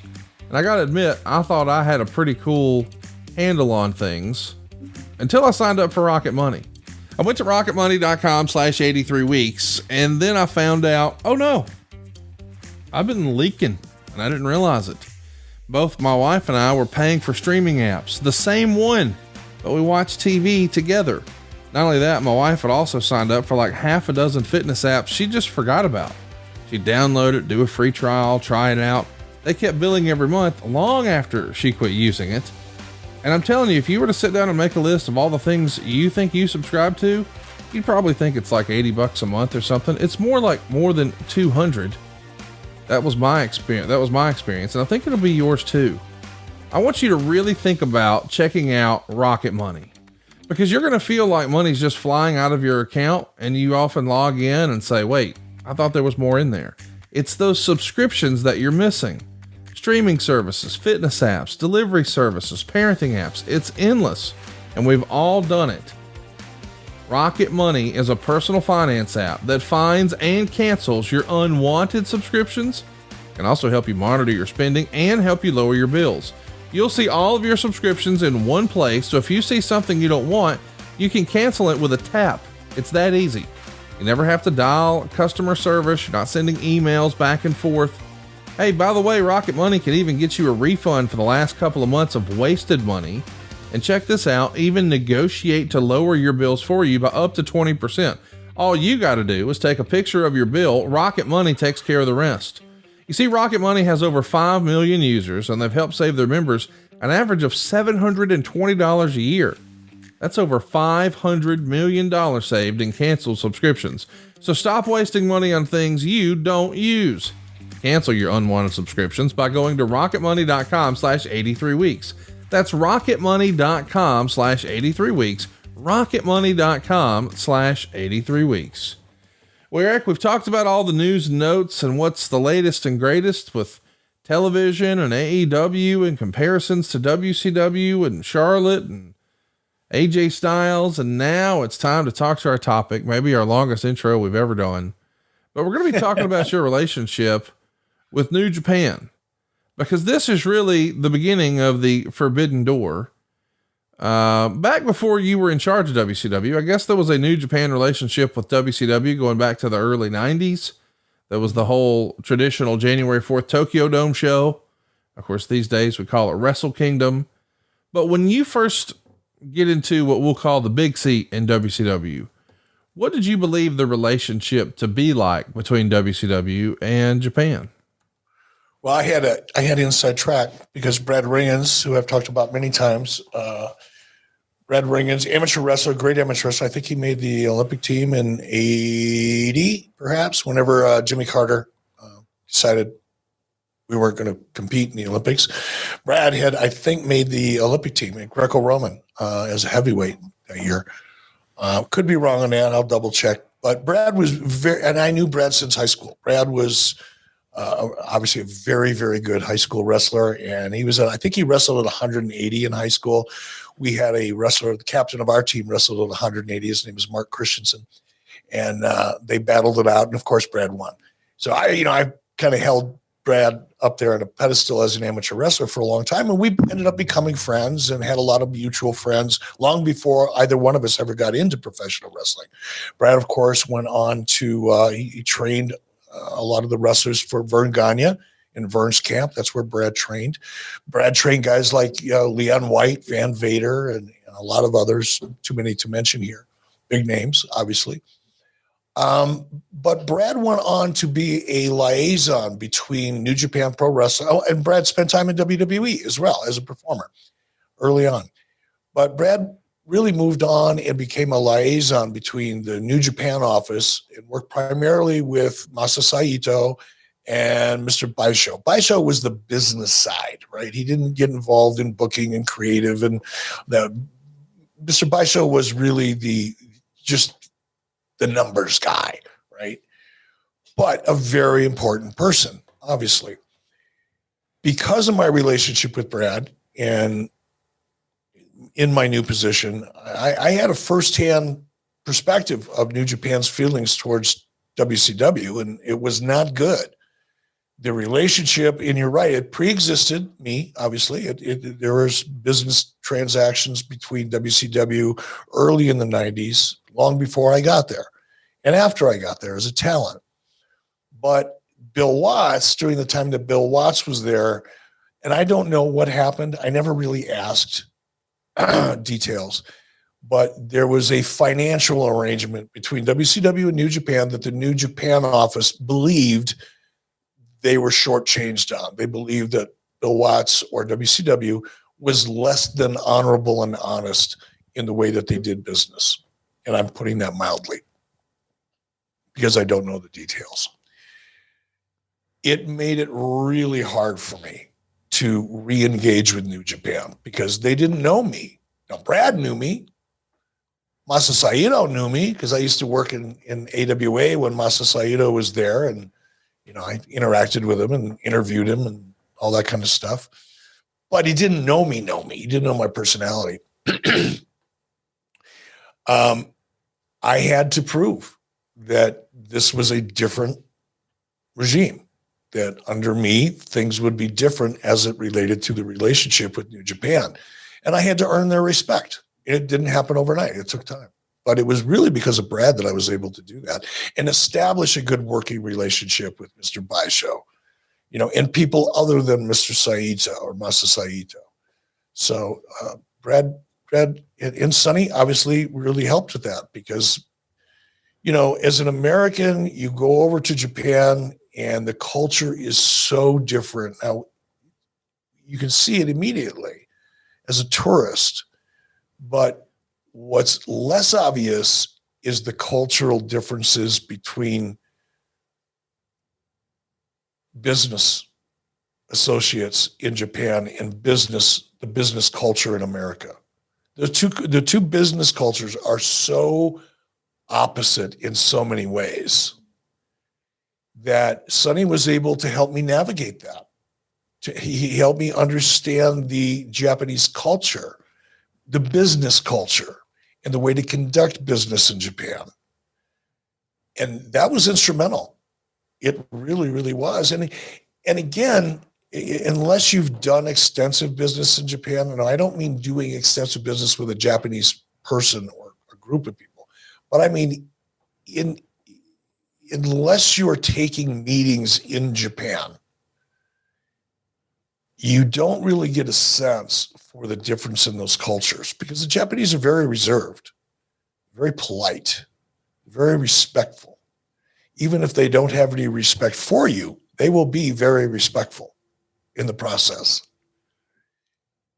And one of the things that I had a challenge with, aside from the fact that the perception of WCW and Turner Broadcasting was so negative because of the results of what happened with Bill Watts in New Japan prior to me getting the big seat, so to speak. And top it off with, I was young. In Japan, then, in the 90s, perhaps it's changed, I kind of doubt it, your senior executives, the most honored and respected executives in the room, were always the oldest. The youngest executives in the room We're there to learn. So now you've got this American kid in terms of the executives in Japan that I was doing. And I'm talking about television network executives. I took meetings with TV Asahi. I took different meetings with different television networks in Japan along with the Japanese. I was like the punk on the block because it's just the culture. So we had a lot of things to overcome. Bad reputation, the fact that I was this unknown entity in the world of professional wrestling for the most part, and the fact that I was, by Japanese standards, really, really young to be the president of the company. And that was a lot to overcome, but it was such a great challenge. I really enjoyed every bit of it. Why did you feel like the New Japan relationship was important to WCW? Well, there was a number of talent, and I'm going to say a lot, but there was, quite a few talents that were working in WCW that also had a good relationship and wanted to work in Japan. So my initial thought was, look, if I want to keep providing this opportunity, because it was a way for WCW. Now, again, we're going back to 94, 95, right? Especially 94. I'm looking for all the ways to save money that I can.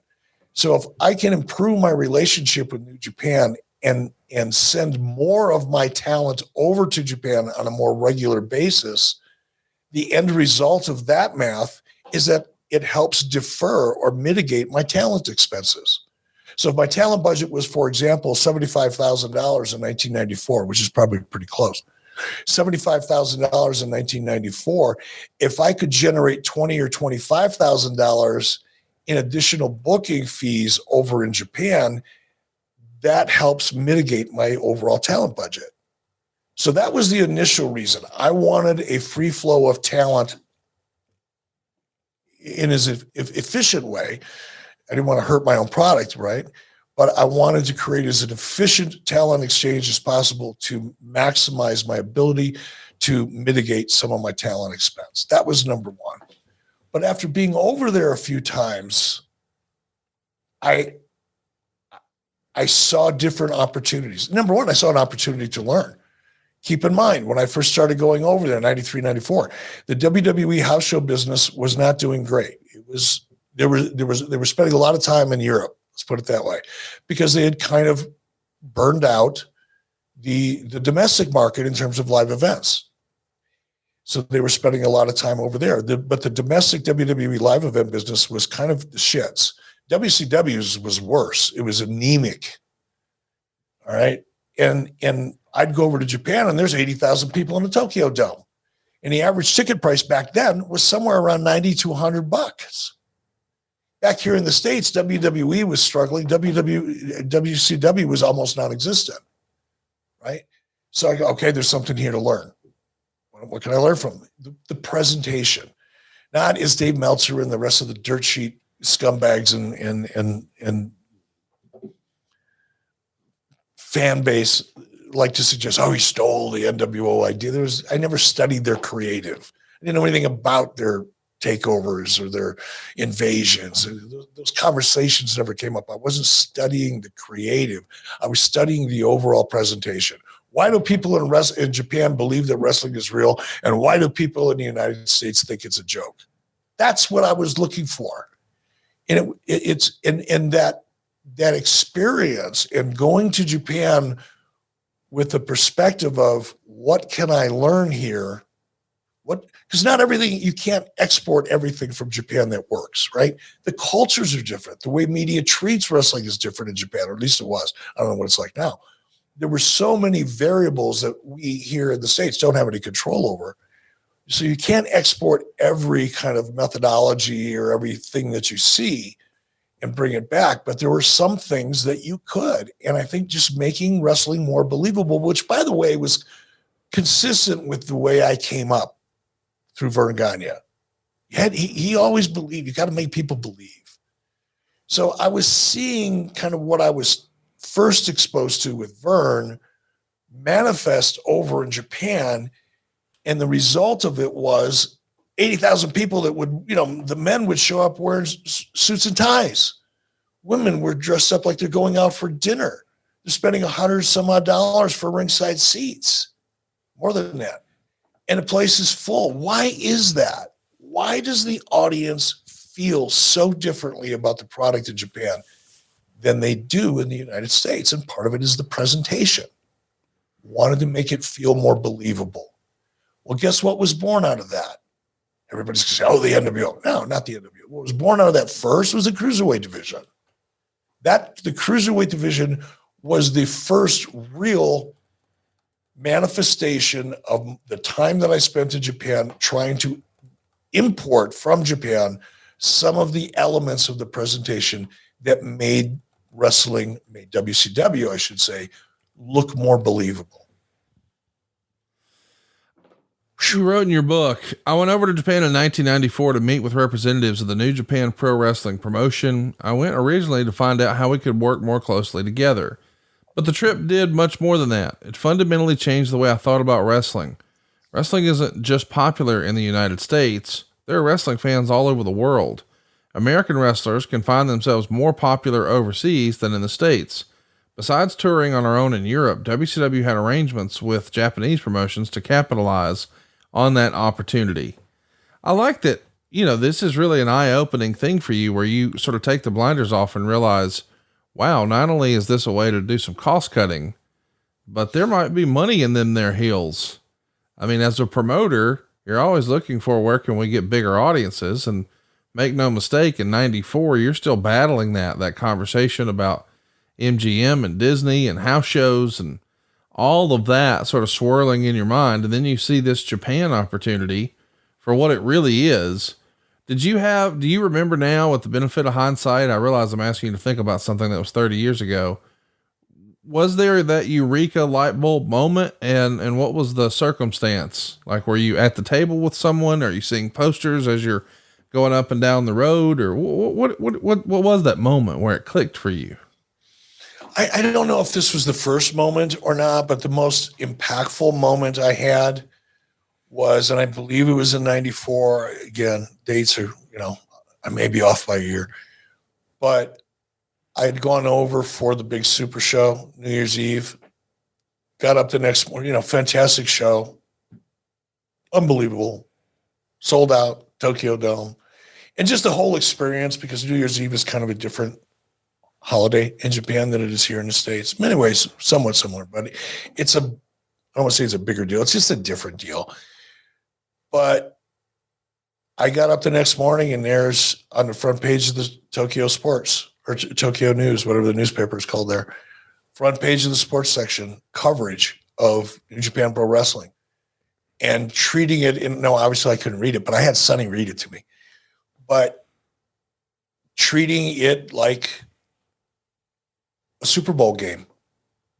And that was when I went, okay, it's the presentation, idiot. It's the presentation. If you present it as real, people will react to it as if it's real. If you treat it like a carnival and a clown show, people will react to it like a carnival and a clown show. That was it for me. That probably was the catalyst of my journey to make wrestling feel more believable and less carnival-like. Well, let me give you something that's believable. This is an awesome holiday gift.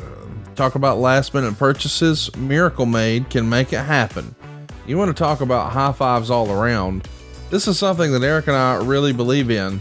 First of all, we like it because it means we can do 3 times less laundry. Listen up. Miracle Made sheets, man, they're self-cleaning, and it's because they're silver infused. And they make eco-friendly bedding, like sheets, pillowcases, comforters.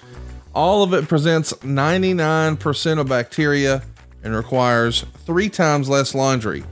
You see, that silver almost works in your favor, not only from a sleep quality standpoint, but from a bacterial growth standpoint. 99.7% of bacterial growth on your sheets is going to be prevented, all because you're using Miracle Made. You see, these silver infused Miracle Made sheets stay cleaner and fresher 3 times longer than other sheets. And that's the reason some of us wake up and we have a stuffy nose, or we need to blow our nose, or we find that we've got some acne on our body. It's because there might be more bacteria on your bed sheet than there is on your toilet seat. I'm a big believer in the science behind this. Not only that, these NASA inspired silver infused Miracle Made sheets, that silver that's throughout there, man, it works as a thermoregulating agent. It's designed to keep you at the perfect temperature all night long to give you the best quality sleep every night.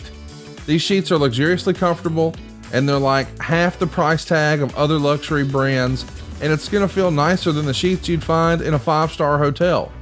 But here's the reason this matters this time of year. This is the perfect gift for your spouse, your friends, or your family, somebody in your life who's hard to buy for. Well, let me give you a little pro tip.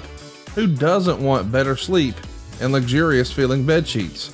And since they come with 3 free towels, you get 2 gifts in one just in time for the holidays. Try these sheets out. You're going to love them. Buy a set for you and buy a set to give away. You'll be glad you did. Go to trymiracle.com/83weeks to try it today and gift it to someone special this holiday season. We got that special deal for our listeners. Save over 40%. And if you use our promo code 83weeks at checkout, you'll get 3 free towels and save an extra 20%. By the way, Miracle is so confident in this product, it's backed with a 30-day money-back guarantee. So if you aren't 100% satisfied, you'll get a full refund. Upgrade your sleep with Miracle Made. Go right now to trymiracle.com/83weeks and use the code 83weeks to claim your free 3-piece towel set and save over 40%. Again, that's trymiracle.com/83weeks to treat yourself, a friend, or a loved one this holiday season. So, Eric, as 1993 is ending, you're going to send the Nasty Boys to New Japan for a tour. And right away in March, this shift after your meeting, I guess, starts to happen. It looks obvious to me with the benefit of hindsight, because you send at the time the WCW International Champion, what I guess really represents the NWA lineage. You had that issue with the NWA, and we can't call it that anymore. So the big gold belt was called the International Championship, but it is the big gold belt. And you're going to send that championship to be defended over in Japan. Rick Rude is going to lose that title to Hiroshi Hase and drop the title. This feels like something that would have been a political issue. How big of a deal was it to transfer this belt that you've seen on WCW programming, the iconic big gold belt that so many fans are familiar with? And now there's a New Japan wrestler with that around his waist. Was that a sign of good faith to the promotion? Because the legacy behind that belt was incredible. It's exactly what it was. You had to rebuild trust. Yes. It was and again, I don't know the details. I don't know what happened. It was never important to me to get to the bottom of it because there was nothing I could do about it. I'm talking about the whatever happened between Bill Watts and WCW and New Japan. I don't know the details. The only thing that I knew is I had to fix it. And the issue was faith and trust. So I had to make the first move, and that was it. Sonny stated in interviews and in Guy Evans' Nitro book that when he first went with you to Japan, he thought it was to pitch a show. And ultimately we know that you're going to be sort of the liaison between, or he's going to be rather, your liaison to New Japan. What was the show he thought you were going to pitch? I don't know that there was a show. Okay. I can't speak for Sonny on that. I don't recall ever. No, perhaps it was a pay-per-view where I wanted a significant contingent from New Japan. Maybe I wanted to do a New Japan WCW thing. I don't recall. I don't remember. But my reason for going over there was primarily to reestablish the relationship. If Sonny remembers something different, perhaps a conversation was a part of that about doing a pay-per-view or something, but I don't recall it. We talked about Rick Rude dropping the title over here in Japan. In May of 94, he's going to wrestle his last match. It's against Sting in Japan. We all know that this is where he injures his back during the match. Man, this is, I don't know, man. What a legendary performer Rick Rude was. And to think that he has this big moment where he gets to drop the big gold belt. He has another big featured match with Sting in a New Japan show. And then to take that move, fall off the platform, and then that back sort of be half on the platform, half off. That's all she wrote for his career. And we know that he did thankfully have, as luck would have it, that Lloyd's of London insurance policy. Do you remember this being, I mean, what can you tell us about the Rick Rude injury? What do you remember about that? Not a lot of detail. I don't think it was obvious after the injury that it was as serious as it ended up being. Not immediately, it wasn't. So it was like, oh my gosh, it's the end of Rick's career. We didn't know it was over immediately. I think it was the injury occurred, and it was weeks or perhaps months later that we found out that it was really a career-ending situation. It's a real shame that he sees his career end like this. So we know he's still going to have a presence on television, you know, as a heater, if you will, but man, what a performer. Eventually though, this talent exchange that we've seen with you sending bona fide big stars. I mean, make no mistake, Rick Rude was a huge international star, as was Sting. So while it did cost Rick Rude his career, unfortunately, it's also furthering your relationship with New Japan. You're not just sending, no disrespect, but mid-carders. You're sending your top talent. You're letting one of their guys wear your belt. So this talent exchange starts to become more of a two-way street. You're seeing more talent coming back and forth. When that sort of thing happens, does that go through Brad or Sonny? It was, it would start with Brad to me. I didn't need Sonny to translate with Brad and I. So that part was easy. Sonny was more instrumental in the more in-depth conversations that took place in Japan. So a lot of I'll call it day to day. Brad was the liaison, and he and I spoke directly. But when it came to meetings, like I said, with even Masa Saito's, understood perfectly good English, and he could speak, once I got used to being around him and I, heard his accent and the way he spoke, his patterns, I had no problem understanding Masa after a day or two. Took a little bit, but Masa's wife, Michi, spoke fluent English. But Sonny was really instrumental when it came to the bigger meetings with Inoki, Bischoff, any number of other executives within New Japan, because it wasn't just Masa Saito. He was the talent guy, but there was also, like I said, there was Inoki, and he was involved in a lot of those discussions, and Bischoff and a number of other people. Let's talk a little bit about, as we're moving back and forth here with all the different talent, because we're going to see some pretty heavy hitting talent, maybe the biggest, come over to work with WCW. Do you recall there being anyone who sort of dug their heels in and said they did not want to go to Japan or work New Japan on the WCW side of things? No, it was the opposite, really. Most talent loved going over to Japan, loved it. Hogan wasn't going to Japan. He'd been there enough. He'd been there and done that. He built a lot of his career in Japan and had all the fun that he wanted to have, and wasn't as interested in 20-hour flights as the rest of the talent was. But beyond Hulk, no, everybody was excited.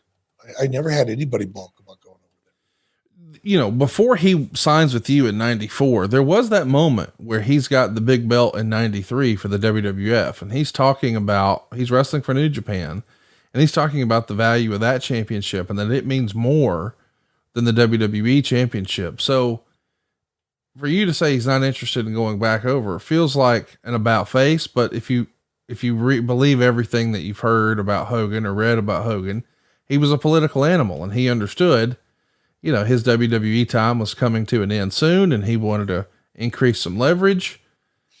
Did New Japan have an interest in working more with Hogan, and he just told you that doesn't work for me, brother? I mean, look, had I brought up Hogan's name as a potential for a big show, absolutely. I think everybody would have done backflips, including Inoki. who was the president of the company at the time. But I think most people also recognize that Hulk was, for the most part, done with Japan. And if he did come over, it would be a very special occasion for one match. He wasn't going to go over there and tour like the Nasty Boys did, or Eddie Guerrero, or Chris Benoit, or Dean Malenko, or Sting, or any of the other talent that would go over would tour. They weren't going over for one shot. I think everybody at New Japan would have been excited about it, but I think everybody in New Japan knew that it was probably unlikely going to happen. It would have been very, very expensive too. Look, Hulk loved working in Japan. If you sit down and talk to Hulk Hogan and you get him to open up about his experiences in Japan, and I think there would have been a scenario back in the day when Hulk could have been convinced to stay in Japan. He loved it, absolutely loved it. But like a lot of things in life, you love it to the point where, okay, next, don't need to do that anymore. And the travel was hard. Hulk Hogan spent a long time. He was the original Road Warrior when it comes to schedule. Vince McMahon worked him to death early in the 80s. And I think when Hulk finally got to the point where financially he was secure and had experienced so much, he was a lot more picky about where he worked and how often. He earned that right. No doubt. He spent a lot of time over there, even through 85. He would make one trip in 1990, two trips in 1991. And it looks like three trips in 1993, but maybe most famously, or at least when I think about that era, I think about his stuff with Muta. And then he did work that big New Japan show, January 4th, 1994. Before he's even signed with you, he's working that New Japan show. And by August of 94, since we've had some of our biggest American talent go over there with guys like Sting and Rick Rude, you're going to have arguably the biggest, the man behind New Japan, Antonio Inoki, is going to come to the United States, and he's going to wrestle at Clash of the Champions in August of 94. His opponent will be Lord Steven Regal. This is, it feels like, how did this happen? It feels like a fever dream. One of the largest draws in the history of New Japan, one of their biggest, most important, most iconic stars, finds himself here in a WCW ring on free TV, a Clash of the Champions special. How does that come together? Was it their request? Was it your request? And how do we land on Regal as the perfect opponent? I don't recall the details of the conversation. I do know that Inoki really respected Steven Regal. Steve had the kind of style and experience that Inoki respected. I think Inoki was excited to wrestle with Regal because of Regal's style. And that was what it was all about. And I'm pretty sure Steve was excited as well. Well, I'm sure after you had a big star like Antonio Inoki here, if I know anything about the Japanese culture from having some of these talent here at StarCast over the years through Sonny Ono, is that there's going to be a little celebration afterwards. And if you're going to be celebrating with the holidays right around the corner, whether it's Christmas or it's New Year's or it's championship games or bowl games, or why all the excuses we use to get together, can I recommend Z-Biotics? It should be your first drink. This has been a game changer for Eric and I. We really believe it because we really use it. And if you hate feeling miserable the day after drinks, well, I can't wait to introduce you to a game-changing product called Z-Biotics. Z-Biotics Pre-Alcohol Probiotic is the world's first genetically engineered probiotic. It was invented by PhD scientists to tackle rough mornings after drinking. And here's how it works. When you drink, alcohol gets converted into a toxic byproduct in the gut. It's this byproduct, not dehydration, that's to blame for your rough next day. Z-Biotics produces an enzyme to break this byproduct down. It's designed to work like your liver, but in your gut where you need it most. Drink Z-Biotics before drinking, drink responsibly, and enjoy the night with confidence. Eric and I have done this. We've had a few cold ones before and knew we had to be productive the next morning. But my pal Easy E, as he likes to say, he keeps that thing on him. He's got Z-Biotics for me and for him. And that's what I'm recommending you do for your next holiday party or bowl games or NFL playoffs, whatever the excuse is. Let me recommend that you savor the moment. Let ZBiotics do the rest. Go right now to zbiotics.com/83weeks. Get 15% off your first order when you use 83 weeks at checkout. ZBiotics is backed with a 100% money back guarantee. So if you're unsatisfied for any reason, they'll refund your money, no questions asked. Remember to head to zbiotics.com/83weeks and use the code 83weeks. At checkout, you'll get 15% off. And we want to thank ZBiotics for sponsoring this episode. Eric, the science behind ZBiotics is the real deal. You and I are living proof of it. Is this going to be something you're going to recommend to anybody who's maybe got a Royal Rumble party in the future? Royal Rumble party. That's a hard one to say. I know. Holiday parties, New Year's Eve, 4th of July, you name it. If there's a holiday and you're going to be out celebrating, do it carefully, do it responsibly, but also keep this stuff in your back pocket. Keep your ZBiotics in your glove compartment. Put it in your bag if you're traveling, because it makes a world of difference. You know, especially if you're on business, like you and I were talking about. You go out of town on business, you've got late meetings. Inevitably, you're going to have a couple cocktails. Oh, and you got to get up at 6 o'clock in the morning for a presentation. You want to be on your game, and ZBiotics will keep you on your game. Yeah, the big game over on the NFL side of things, that's always on a Sunday. They call it Super Sunday. If you don't want a crummy Monday, let ZBiotics be your hot tag. So listen, you wrote this in your book. The Japanese audiences also believed that the things happening in the ring were real. I couldn't take that change back to the United States either. There was no way I could take audiences back to 1940 or 1950. But there was a psychology to the Japanese style that could be brought back and applied to our creative formula. Americans might not be willing to believe that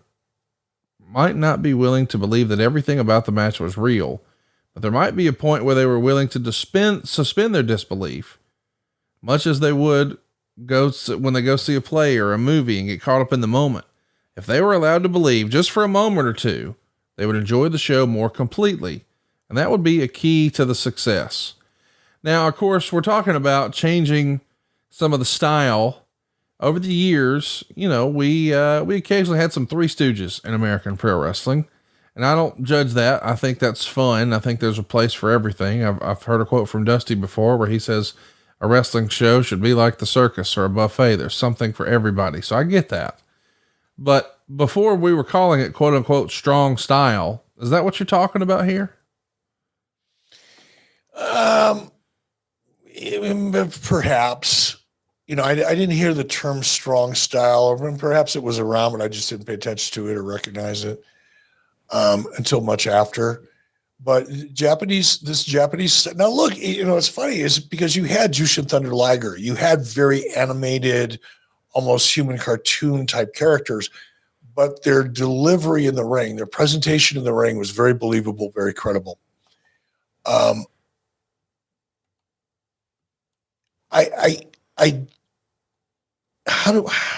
trying to find a way to articulate it. There was still enough showbiz in the Japanese presentation that I saw, especially at the big shows, you know, coming to the ring and a big crane and being lowered down into the ring. I mean, there was drama and pageantry, but once the bell rang, the action in the ring looked and felt believable. Was there some high flying? Again, I'm going to go back to Jushin Thunder Liger, one of the smaller, faster, more high flying Japanese performers at that time that I was familiar with. Okay. So there was still that very dynamic, athletic presentation, but it was balanced significantly by just a more ground and pound, harder hitting, much more believable presentation. And when I would go, much like when I would, you know, go to a big wrestling event in the United States, I didn't watch what was going on in the ring as much as I watched what was going on outside of the ring. What are the fans doing? How are they reacting to what they're seeing? I would pay attention to what was going on only as it related to the reaction that I was seeing or not seeing in the audience. Now, here's where it gets a little tricky with the Japanese audience.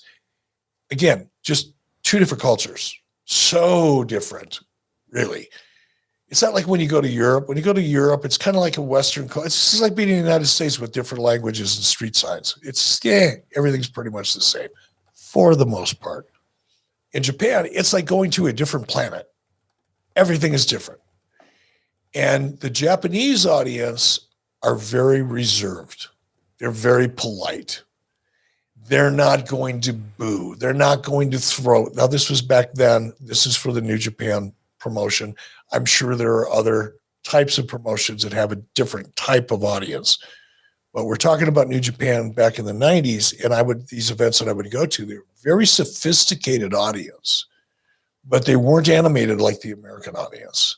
So it was a little harder to read what was working and what was not working. But at the end of those events or the next day, when I look at the newspapers and the magazines, it was treated with credibility and respect. And I think that just had a lot to do with the overall presentation in the ring. So I tried to bring back as much of that or elements of that as I possibly could. And like I said, that's what brought me to the cruiserweight division.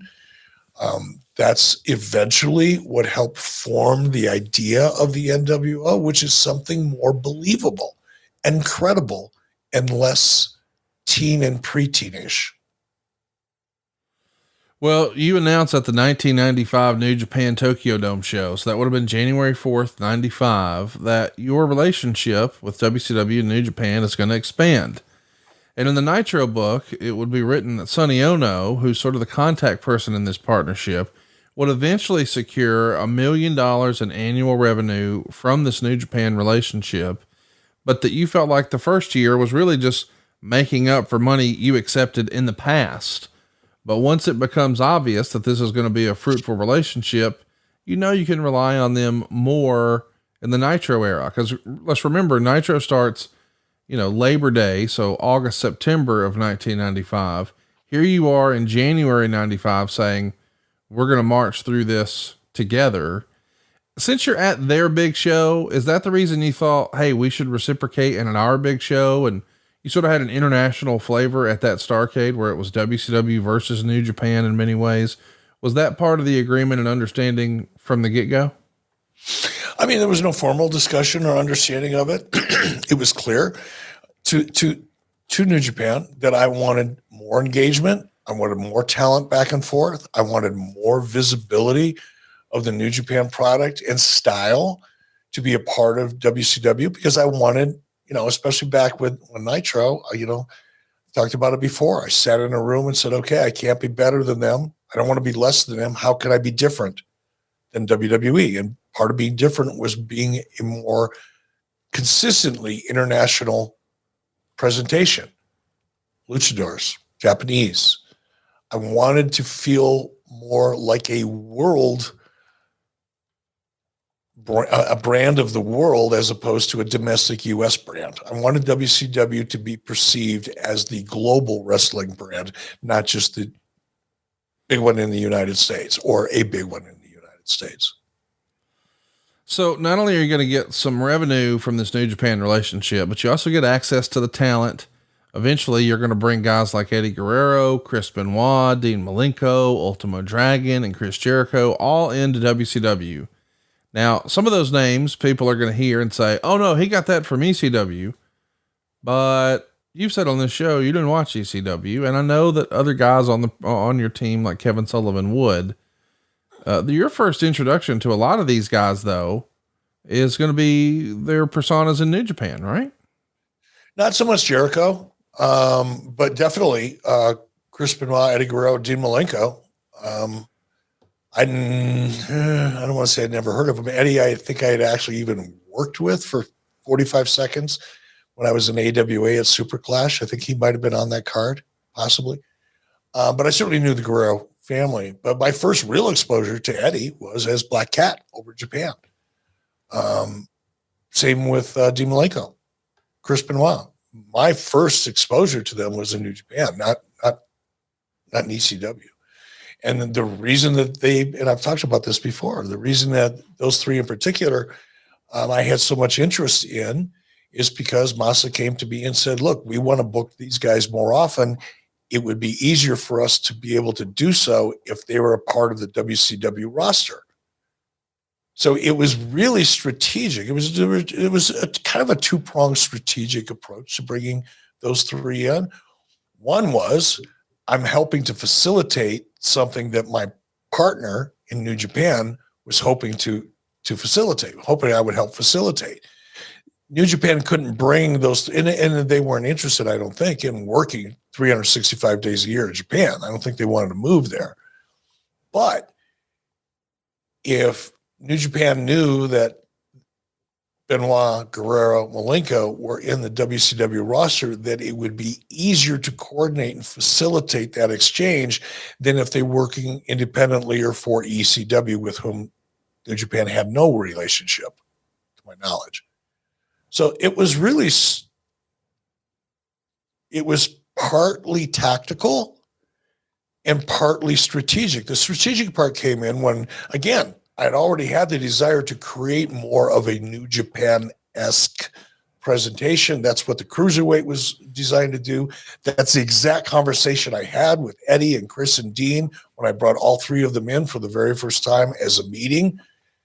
Explained exactly the New Japan scenario. I explained exactly how I would want them to be used inside of WCW. And I explained it, and we discussed it in pretty graphic detail. Graphic in the sense of beyond just superficial conversation.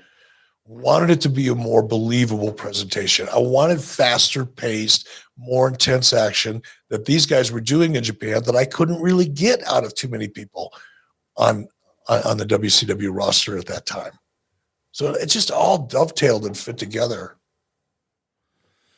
Let's take a break and talk about the UWFI story. There's been a lot of chatter over the years, and I'm sure you still see it to this day, that you saw the UWFI New Japan Invasion angle, and that was your idea for the NWO. Like, when people discount your contributions to wrestling and your success and your value to the whole boom that we got in the 90s, which is still, you know, the high watermark for professional wrestling to this day. Like, when people talk about their peak fandom, I understand WWE is generating more revenue now, but I'm just saying, when it was a bigger part of pop culture in the mainstream than it ever has been before, in my opinion, a lot of people say, well, he just stole that idea from Japan. Oh, he took a trip to Japan and he just saw what they were doing. And then, but if that was true, why are we still not wearing shirts and talking about that storyline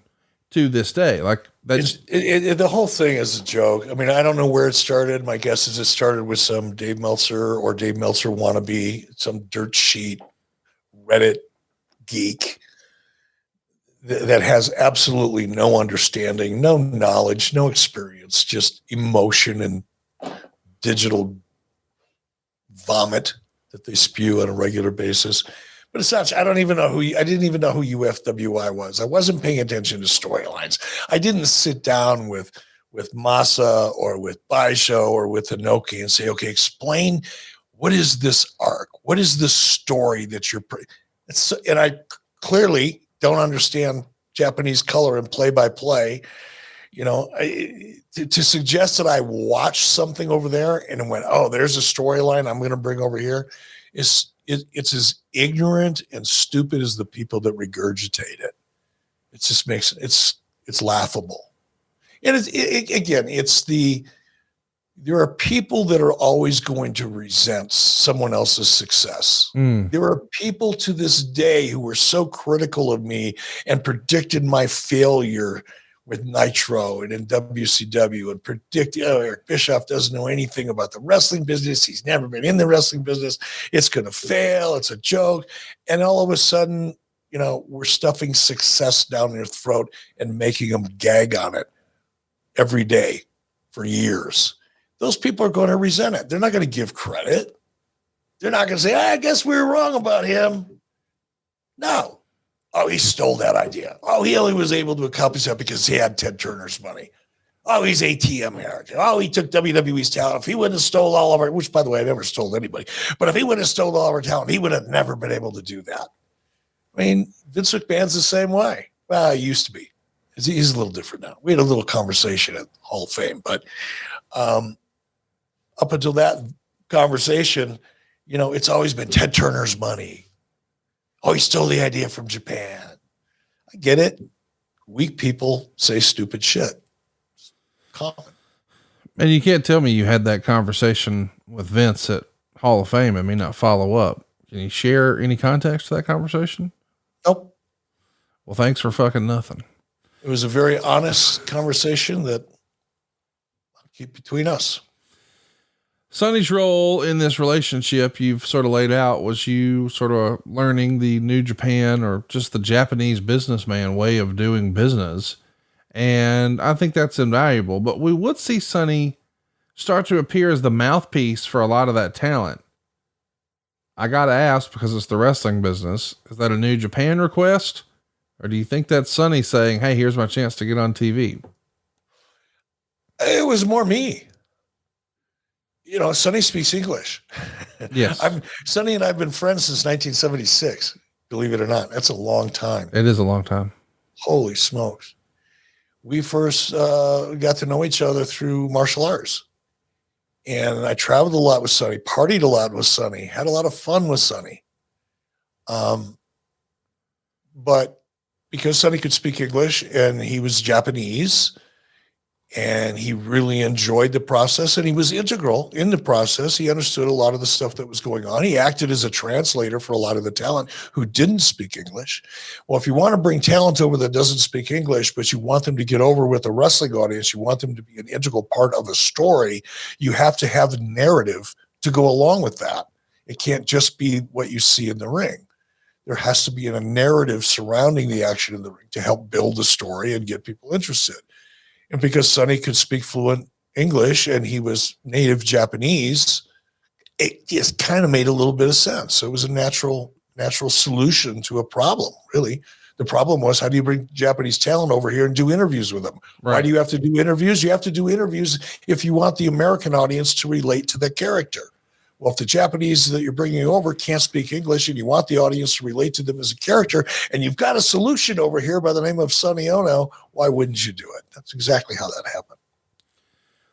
We should mention this deal that you did with New Japan eventually becomes a pretty historic, monumental show. The Collision in Korea. We've talked about this in our archives.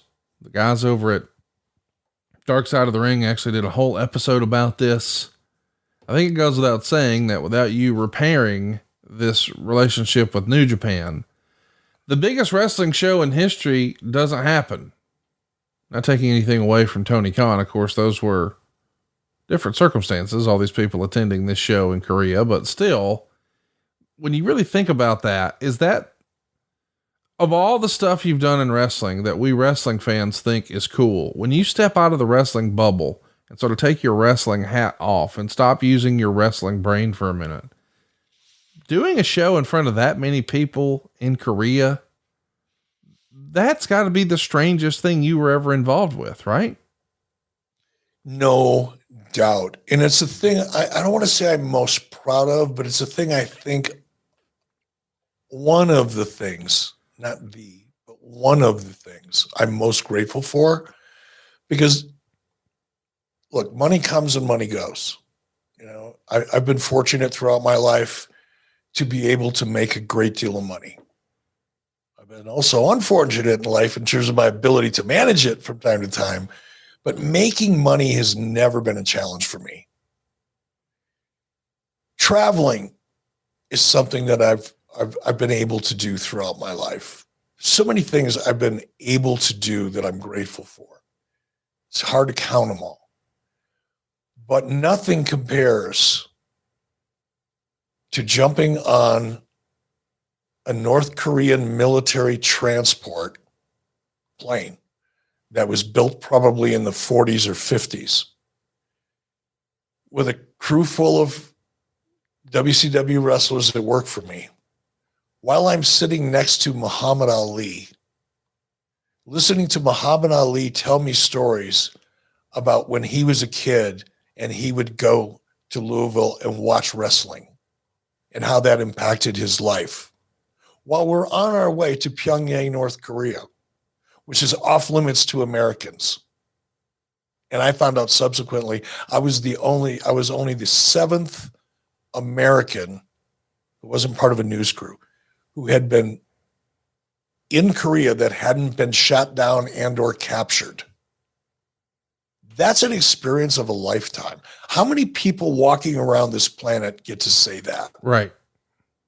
Not many. And in fact, no one is able to have the experience that I had. When you take it all together, I mean, I'm over in Japan, I'm doing business with Japanese, and as a result of that deal, I'm going to be flying to North Korea, of all places, with a bunch of talent friends. Oh, and I'm sitting next to Muhammad Ali, and he and I are becoming friends, and we became friends on that trip and stayed friends long after. And then I get to step foot in this isolated communist dictatorship that was off limits to Americans.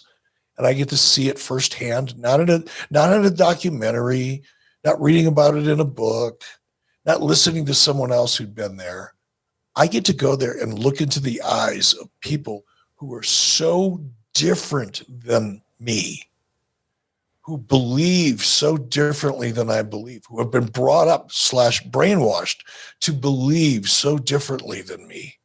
And to be able to go there and be in this arena, and I wish I could articulate what it felt like to be in that arena, because the crowd, whatever it was, 180, 185,000 people, the North Koreans put on a spectacle of like I've never seen, ever seen.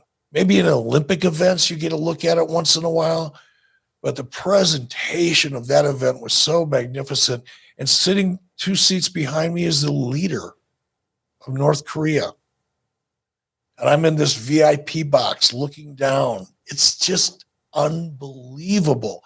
And my little jaunt, because I was running a lot back in the day, and I got up early in the morning, like I still do. I was up at 4:00 this morning, getting ready to go sauna, and I got up early in the morning, threw on my ridiculous sweat clothes, didn't even think about bright red pants, bright yellow shirt, or whatever it was, green. And I go running in the dark in downtown Pyongyang, North Korea, running in the dark in downtown Pyongyang, North Korea, before anybody else was awake. And then to have the sun coming up and the people filling the streets and looking at me like I was freaking Godzilla. I looked like a monster to them. Not because I was big. I was like 5'10", 190 pounds. But compared to them, I was like a monster. But I was an American. Mm. They had lived their entire lives. Most of the people that I came into contact with on the street that morning were all going to work.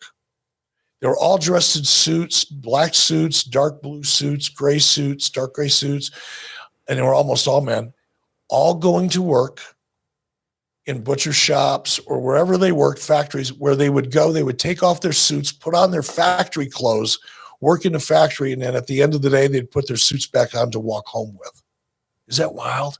But I'm there running, sweating like a pig in the middle of all these people who are walking to work, because there's no cars, there's no buses. The economy there, it's so desolate. There's not even any birds. They ate them. You wouldn't see squirrels. They ate them. The country was starving. Literally in the outskirts and in the outlying parts of North Korea at that time, they were eating their dead. When families who lived together and some would pass away, they'd be forced to eat them. That's how badly they were starving, because of an extended drought that had been taking place for years and years and years, and because North Korea was so isolated. Here I am running in the middle of Pyongyang as these people are coming to the streets to go to work, and they're looking at me with nothing but the most palatable fear I've ever experienced. The fear in their eyes was something I've never, ever experienced. So when people today, not to go off on a political tangent, it's going to sound that way, I don't mean it to be, because it's true for all of us. There's no blue, red in this, what I'm about to say. We are being conditioned for propaganda. We are all becoming victims of propaganda in government control of media. And if I am exceptionally outspoken against it, I try not to in social media. I try not to be controversial in that respect because I know it's just, there's no upside. But I hope people understand how dangerous propaganda in groupthink is and how important critical thinking is. Because I looked into the eyes of North Koreans who were convinced that I was there to eat their children and rape their wives. And I'm not exaggerating. That's what they're taught. I had one of the, I won't say a head, but a member of the North Korean security, which is their version of the CIA, with me, who explained to Sonny and I, when we first got in the car, when they picked us up at the airport, we were given our rules to behave by. One of them was to leave their women and children alone.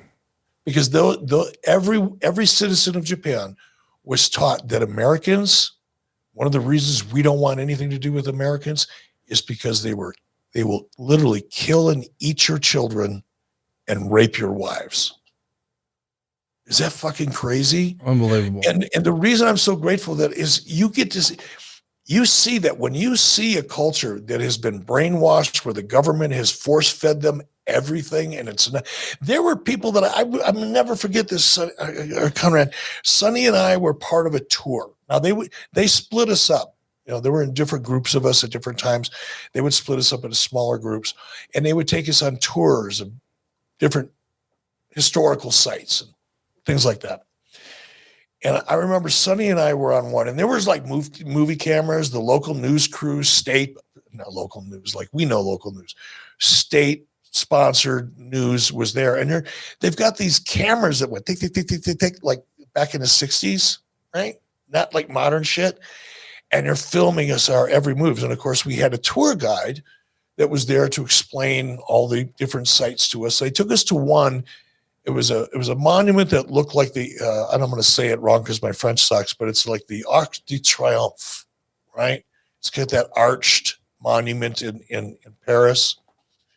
They built a replica of that in Pyongyang, but they dedicated it to the tens of thousands of North Koreans who were incinerated by American bombers.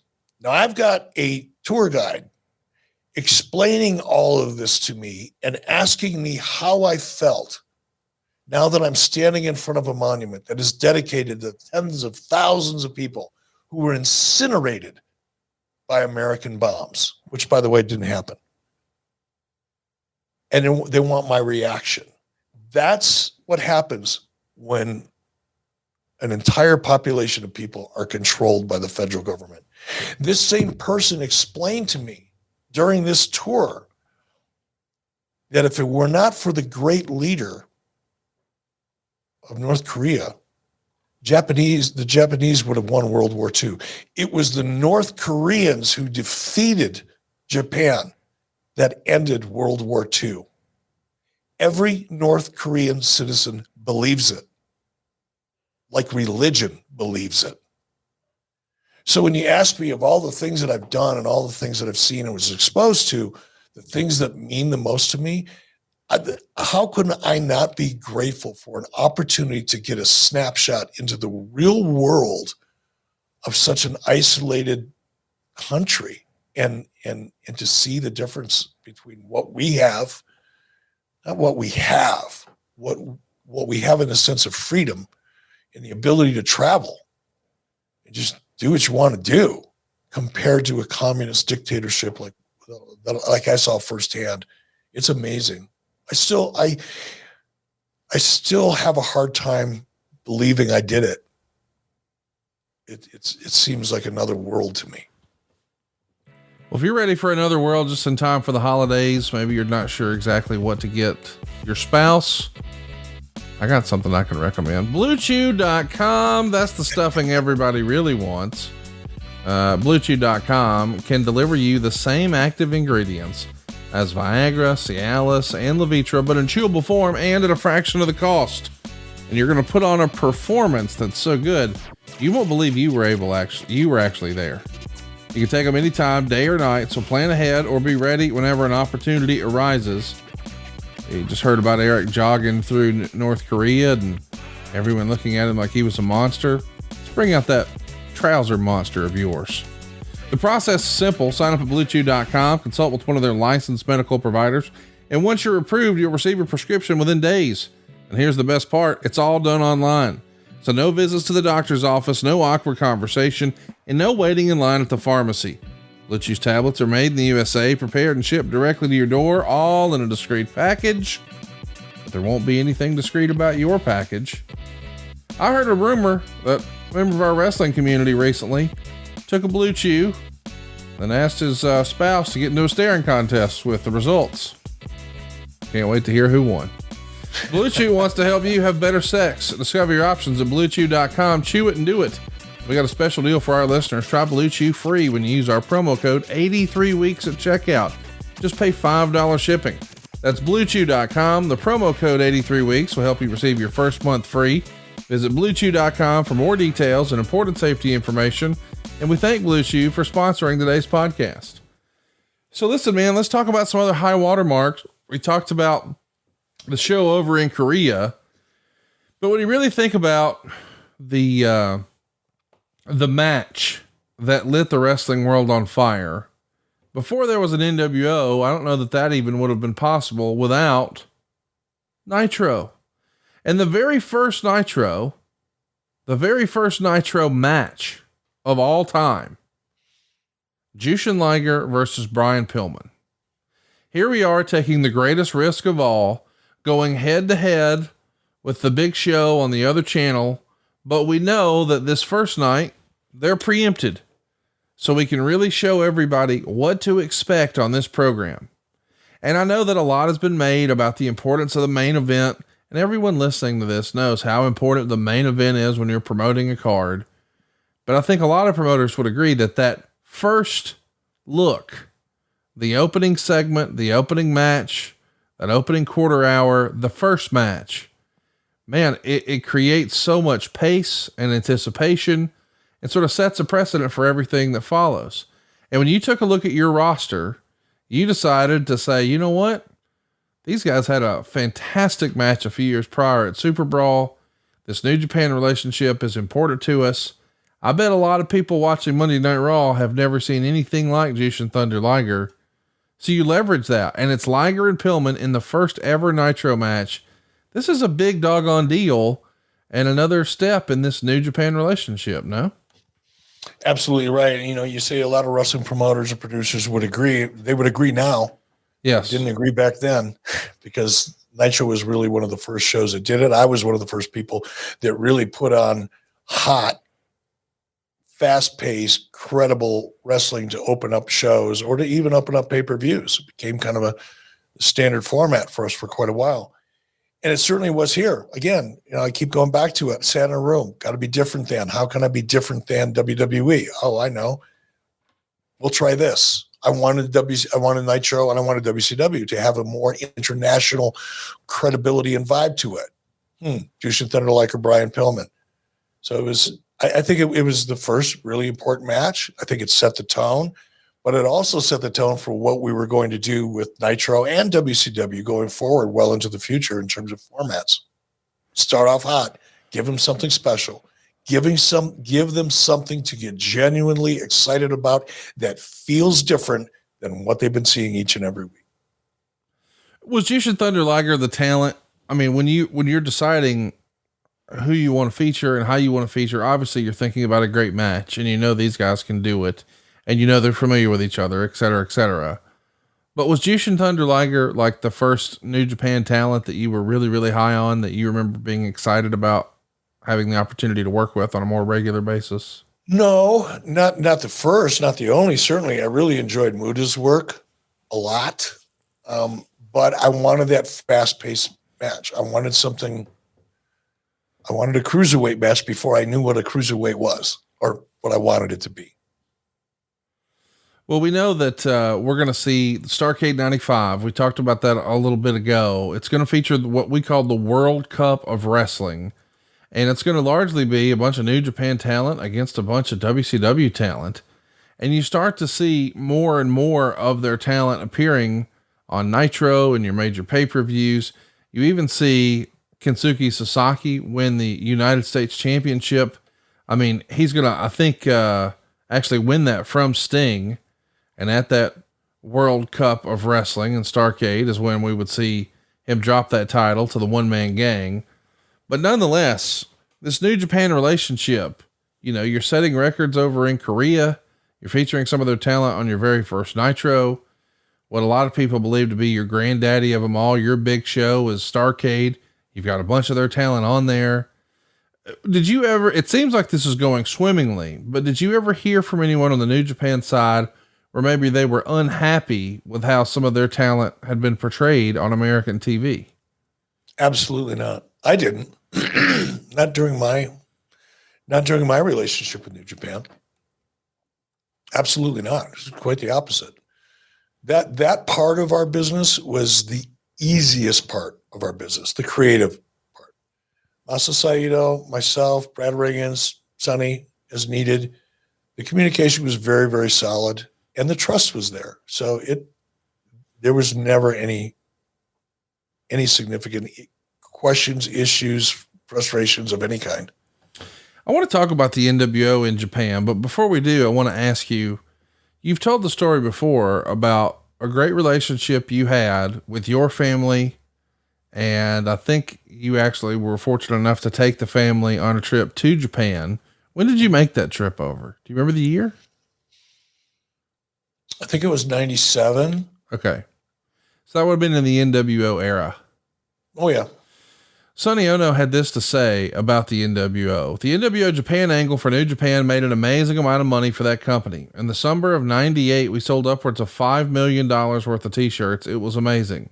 I'm sure the wrestlers didn't see any of that money, but the company definitely made money. The NWO Japan was Chono and Muta. They were like the Kevin Nash of NWO Japan. Chono double crosses me on Nitro, and the next week I bring Muta to avenge me, and Muta turns on me. In retrospect, I'm so glad I played a part in the birth of NWO Japan. And if you look at history 15 or 16 years ago and how it all developed, I'm so grateful to have just been a part of the height of viewership in American pro wrestling and the height of popularity in Japanese pro wrestling. So this whole NWO idea is not only hot here in America, we see there's an opportunity to sell some merch over there. And I think that sort of gets glossed over. $5 million in the summer, in one summer for t-shirts. That's unbelievable, Eric. Yeah. I'll never forget. Somebody asked me a story or asked me a question during an interview for a larger story. You know, when did you know that the NWO was really going to be a big hit? So I didn't know it when we crafted the idea, and the idea as it developed and evolved and morphed, because, the original idea was one thing, but it became a collaborative affair after a period of time. And the collaboration ended up being much different than the initial thought, really. But I'll never forget, Sonny and I were over in Japan. This was early, before the NWO merchant, before we had an official NWO merchandise deal in Japan, right? It was a Saturday afternoon. We were off. We didn't have any meetings scheduled that day. I think we were leaving the following Tuesday or Wednesday. So we're walking around an area called Kabukicho. Kabukicho was near the hotel, but it's kind of Kabukicho is kind of it's a seedier, kind of edgier, slightly more dangerous part of Tokyo. But that's saying that in context to the Japanese culture. In the United States, it'd be the safest neighborhood in the world. But there, Kabukicho was regarded as the kind of place where you didn't really want to be seen down there. Right? It was a little sketchy. I loved it. Sonny and I would go there at night when it got really kind of seedy and sketchy, because it was just cool as shit. But we were walking around Kabukicho on a Saturday afternoon. It was like 2:00 in the afternoon. So it was just people out shopping, right? On their way, train stations, going to and from places. And we see two kids. I say kids are probably in their 20s. and they're each wearing NWO shirts. Now, we weren't near a wrestling event. I don't even think WCW was going to be there for any event. We were there on just other business, not event related business. And we looked at each other, oh my God, there's NWO shirts in Tokyo. They must have somehow gotten them here in the United States and got them back. And that's when Sonny and I both went, whoa, maybe we should be doing some licensing over here in Japan. But it was amazing. Yeah. And it's funny, about 3 years ago, I was over there. There was a memorial for Masa Sayu, who's obviously passed away. And I was invited by Masa's wife to come and speak. And I did, because Masa and I and his wife, Michi, and Sonny, we're all very close. Our families were close and become close. And after that event was over, the next day, 2 writers from Tokyo Press came and were interviewing me, and they're telling me through Sonny, because I don't speak Japanese, obviously, and they didn't speak English, just how big the NWO merchandise was. They had done their research, and it was staggering, the amount of money. And these reporters were telling me that New Japan's success with the NWO, both in terms of arena ticket sales and merchandising, has never been matched. The NWO was the most successful storyline, according to these writers. I'm not saying it was or it wasn't, but according to these 2 writers who did their research, the NWO storyline and the merchandise that came with it was the most financially successful experience New Japan had experienced. That's saying a lot. That's a lot. Do you remember there being a request from New Japan for something they wanted that you had to say no to, whether it was talent or gimmicks or ideas? Any of that ring a bell? Well, I know Inoki wanted Hulk Hogan for Pyongyang, North Korea. Yeah, that didn't work for me, brother. Almost verbatim. Yeah. If you'd have stroked your beard and said that, I'll do it again. That doesn't work for me, brother. I'll be on the boat. There you go. You got it. You nailed it. Nailed it. And by the way, who could blame him for that one? Was there anything else you remember being requested where you just couldn't do it? You couldn't pull it together? No. But there's very little that I can't do if I want to do and put my mind to do it, but they never asked for anything that I couldn't do. Masa Chono, why is he the first guy chosen to join the NWO? Just look at him, man. He's right up front. He looks like it. Yeah. He just looks like some nasty ass Yakuza fucking hitman, doesn't he? Did you ever, these days, we started the show today with like an hour-long conversation about AEW and television and who owns what and yada, yada, yada. When you're really rolling, was there ever a discussion about expanding and buying a part of New Japan? Before you laugh as a listener to this, I just want to remind everybody, Ted Turner had such a vision. He understood that this 24/7 news network is going to be a global property. He got so focused, his organization got so focused on global growth. Once upon a time, WCW announcers were no longer allowed to say foreign object. Right. Stupidly, they had to say international object. I'm just saying, Ted Turner and his organization very clearly understood, hey, we're trying to be a global citizen here, and business doesn't just happen within the confines of the East and West Coast of the United States. Was there ever a discussion, as hot as you got, as to say, hey, maybe we should get part of that over there? Because if you did have some ownership stake in New Japan, maybe that could create new revenues for WCW, or was that never even seriously considered? Not seriously considered, because again, I'm going to go back to the culture. For an American company to own a minority of a Japanese company, there'd have to be some really, really, really interesting strategic reasons for that. I got you. It'd be so complicated that no, I was more interested in just having a great relationship, that there was a tremendous amount of trust and goodwill as a foundation. Because if you've got a great relationship with a company and you can both make money in that relationship, there's no need to complicate it with equity. And because that can get tricky.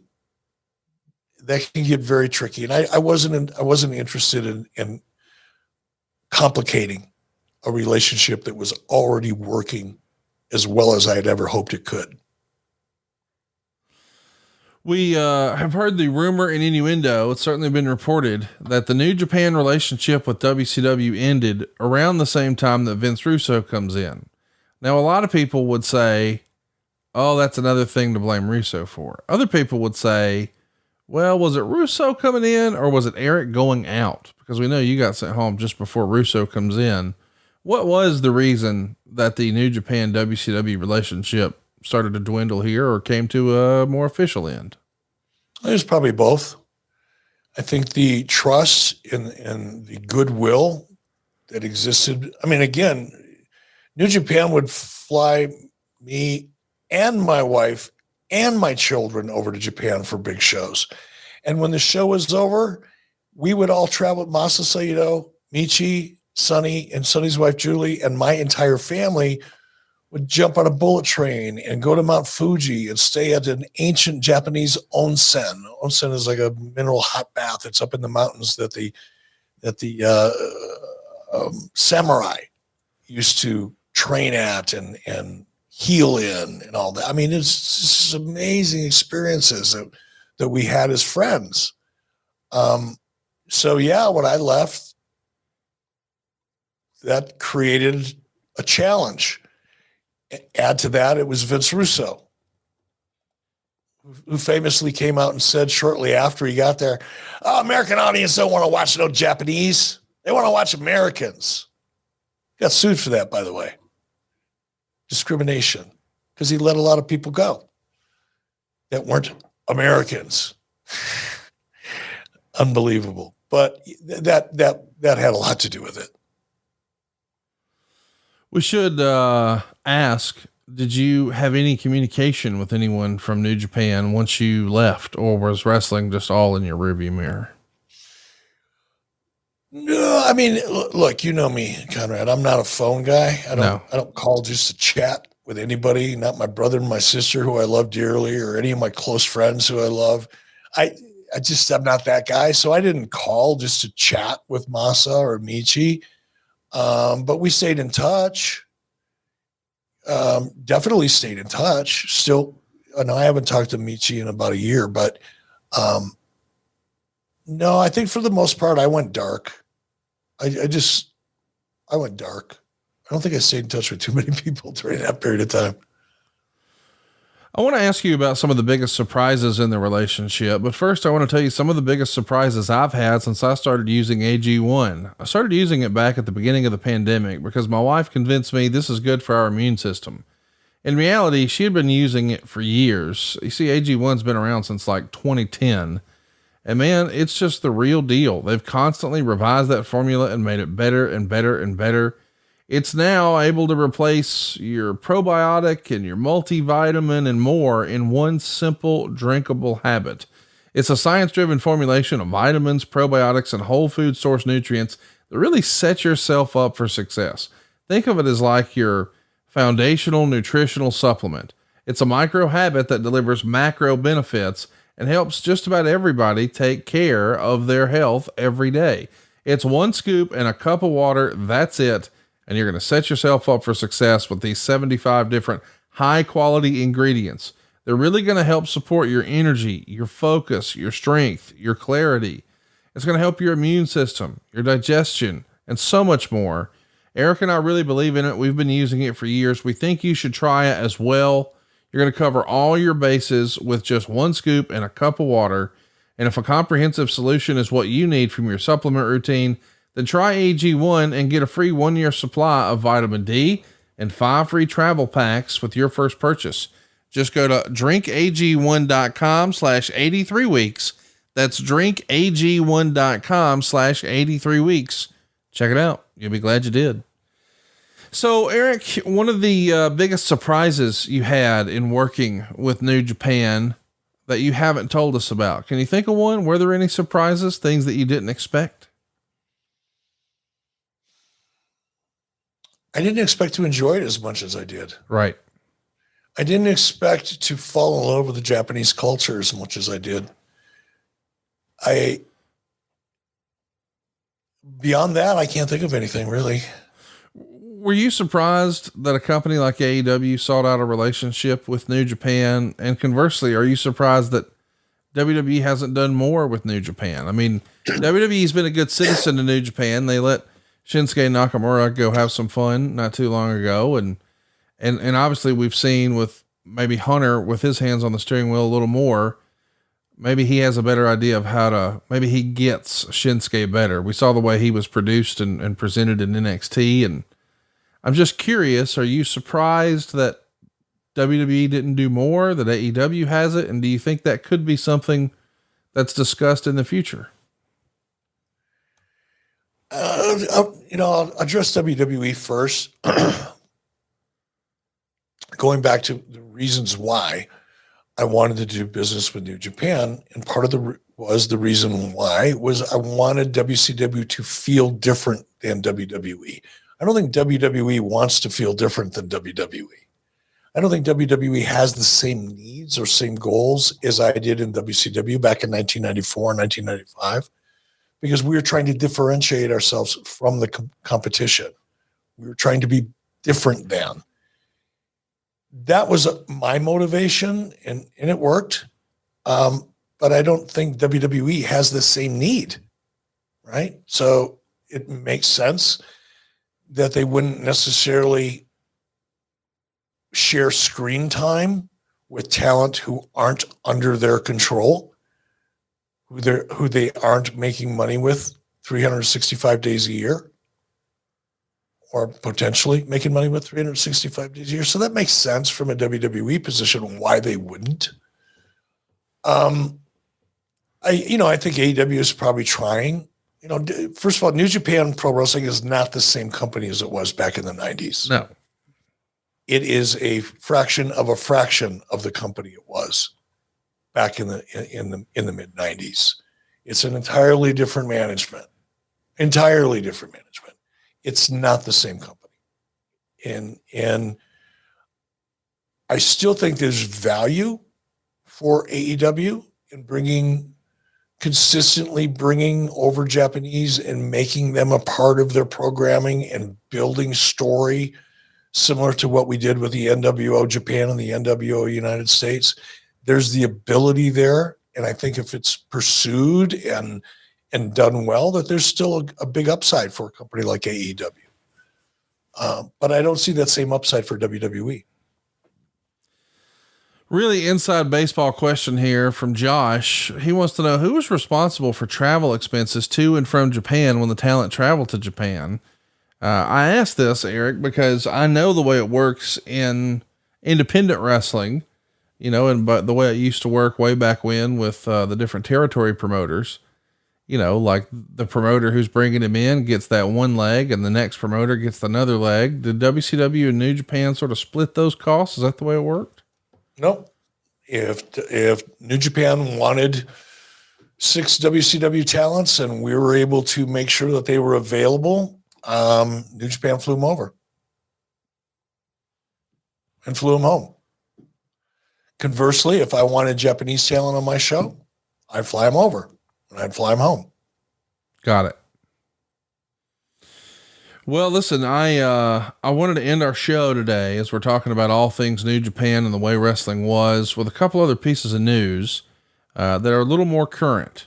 Over the weekend, unfortunately, we heard the news that Liv Morgan was arrested down in Florida, and I guess there was a charge that there was marijuana in the car.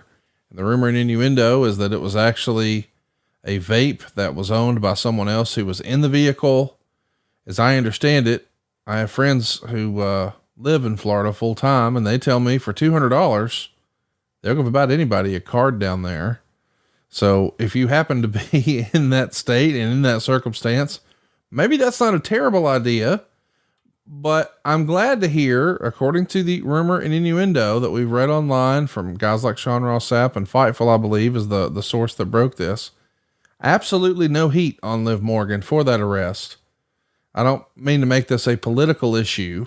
But I think most of our listeners know that a huge portion of the states have legalized marijuana. And I can't help but think about how maybe the wrestling approach to marijuana has changed. This becomes a bigger conversation because guys like Bret Hart would say, hey, the pill problem really only became a thing in wrestling once the WWF started drug testing for marijuana. Guys had to look to other places. Of course, at the time, WWE was just following the letter of the law. Those prescription drugs, well, they were legal, or were supposed to be legally prescribed, whereas marijuana was illegal. I know you're not exactly we're not here to do a political show, but I'm glad that WWE seemingly has no heat with Liv Morgan about this arrest. Aren't you? I know, right? So people that listen to me think, oh, he's such a hardcore conservative, and which is absolutely not the case. I'm very conservative about some things, but I'm very socially liberal about others. And I think the whole marijuana thing is a joke. I think the fact that she got a ticket because there was a vape pen in her car is a just silly ass joke. I don't get that. There must have been something. That cop must have been having a really bad day, or maybe it was his or her first day on the job. I don't know, but that's just silly. And I'm glad there's no heat. By the way, I feel whatever. I'm not going to get into how I feel about legalizing marijuana, but let me just sum it up by saying I'm really, really glad there's no heat on this one because it's silly. It's silly. Totally agree. I've seen people do including yours truly, by the way, do so much stupid shit as a result of alcohol that, let me put it to you this way. I have a friend of mine that's a cop here in Wyoming, super conservative state. There's like 2 Democrats in the entire state, and they won't tell you who they are because they don't want anybody to know it. But my friend, who is a cop and very conservative on this subject, I asked him one day, how do you feel about marijuana? And he said, look, let me put it to you this way. I get called out 4 or 5 days a week on domestic disturbances. And out of 10 of those cases, alcohol's involved in 8 of them. I've never been to a domestic disturbance because there was a marijuana involvement. And when he said that, I went, you know what? That's how I feel. That pretty much sums it up.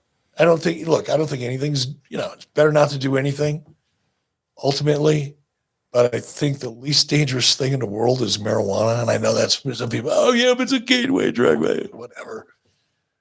I think watching television is a gateway drug. If you look at the pharmaceuticals being pounded down your throat every time you watch television, I'm much more concerned about the pharmaceutical industry than I am about somebody getting pulled over with a vape pen in their car.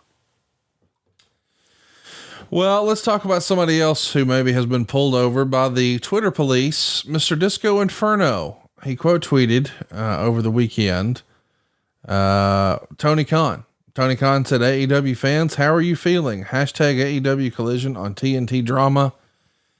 And the real life Glenn Gilberti, the former Disco Inferno, quote tweeted it and said, like the show needs a reset. And not to be outdone, Tony Khan ratioed his ass with the quote tweet, the belief that you're an irrelevant parasite unites the entire pro wrestling community. Hashtag AEW collision, not collusion. And Disco actually quote tweeted that and said, thanks for the content. So I'm sure him and Conan are going to have fun talking about that this week. But what do you make of Tony Khan responding to Disco? That feels like I don't know. Why would you respond to that? Because Tony Khan thinks the Twitter universe is the end all be all. Tony's into Twix. Twitter, X, Twix. He's a Twixer. And it is funny. It's sad in a way, but funny. And I think the fact that he produces his show for the Twitter wrestling audience and the dirt sheet wrestling audience. Are you surprised? I'm not. Well, I was a little surprised with the quote that we saw from Tony Khan over the weekend. We've got that here for us. It's worth the fight, and I love the fight. I'm never going to stop fighting, no matter what happens, no matter how things change. It's the fight Jim Crockett fought, Vern Gagne, Ted Turner, and so many other people that tried. We played the clip at the top of the show. You really liked it.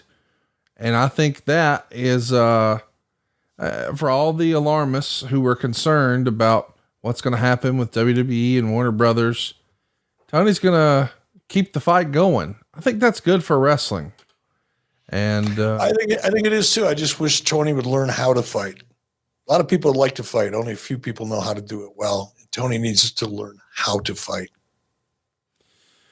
Well, we're going to try to learn something new next week here on 83 Weeks. We're going to do a monthly episode here on 83 Weeks, once a month, where we hope that's the plan monthly. We're going to call it Timeline.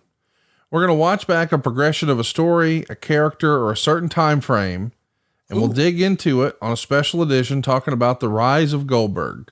We'll be talking about his first match on TV in Salt Lake in September of 97.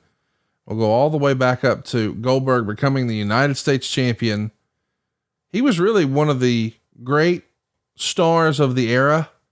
I mean, when he was as hot as he was in 98, I don't think we saw many stars that hot. Of course, on the other channel, Austin was hotter than ever, but Austin had been in the game for a while. Goldberg seemingly came out of nowhere.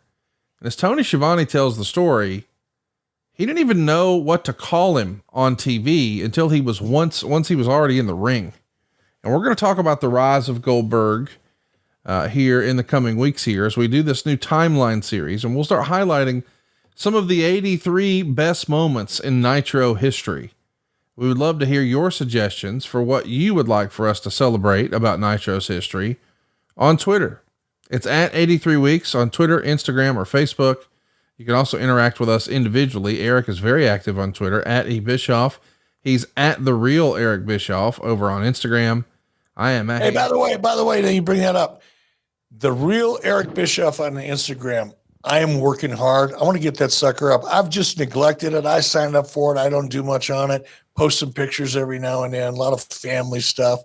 I'm about to fire that mucker further up and start doing some good content over there. So go over to Instagram, the real Eric Bischoff.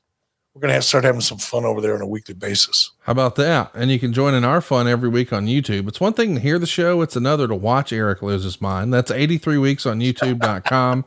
And by the way, you've heard some of the same sponsors on our program week after week, year after year. Why is that? Well, it's because it really works. Find out how affordable it can be for us to talk about your product here on the show at advertisewitheric.com. Little spoiler, if you're looking for dudes 25 to 54, we got them. We've also got a lot of new fun swag and merch. We got hoodies and t-shirts and tumblers. Oh my, hats and stickers and everything else you need at 83 Weeks. Hey, we got to get our Ninja Star Wars t-shirt up and available for sale here. There's a reason why I want to get that shirt up and out there. I'm not gonna expose it right now. It's a secret. Okay. It'll be a big surprise. It'll be a fun surprise. One that you will not see coming, but there it is right there. That is the image of the original Ninja Star Wars box, the game that Sonny created. I was involved in. We got it up. We manufactured a shit ton of them. It was the very game that got me a meeting with Vern Gagne. And the reason that I was hired and made had my first day in the professional wrestling industry. So much about what we're talking about is tied to that very logo and that t-shirt. So get it. Ninja Star Wars. It's going to be a collector's item. You'll find out why soon. I also want to mention, you can pick that shirt up right now, 83weeksmerch.com. And if you're like a lot of folks and you put Christmas on a credit card, let me recommend you check out savewithconrad.com. I don't know if you've seen, but over the last few weeks, all of a sudden interest rates are lower than they've been in many, many months. And if you put Christmas on a credit card, there's never been a better time to get rid of that credit card debt than right now.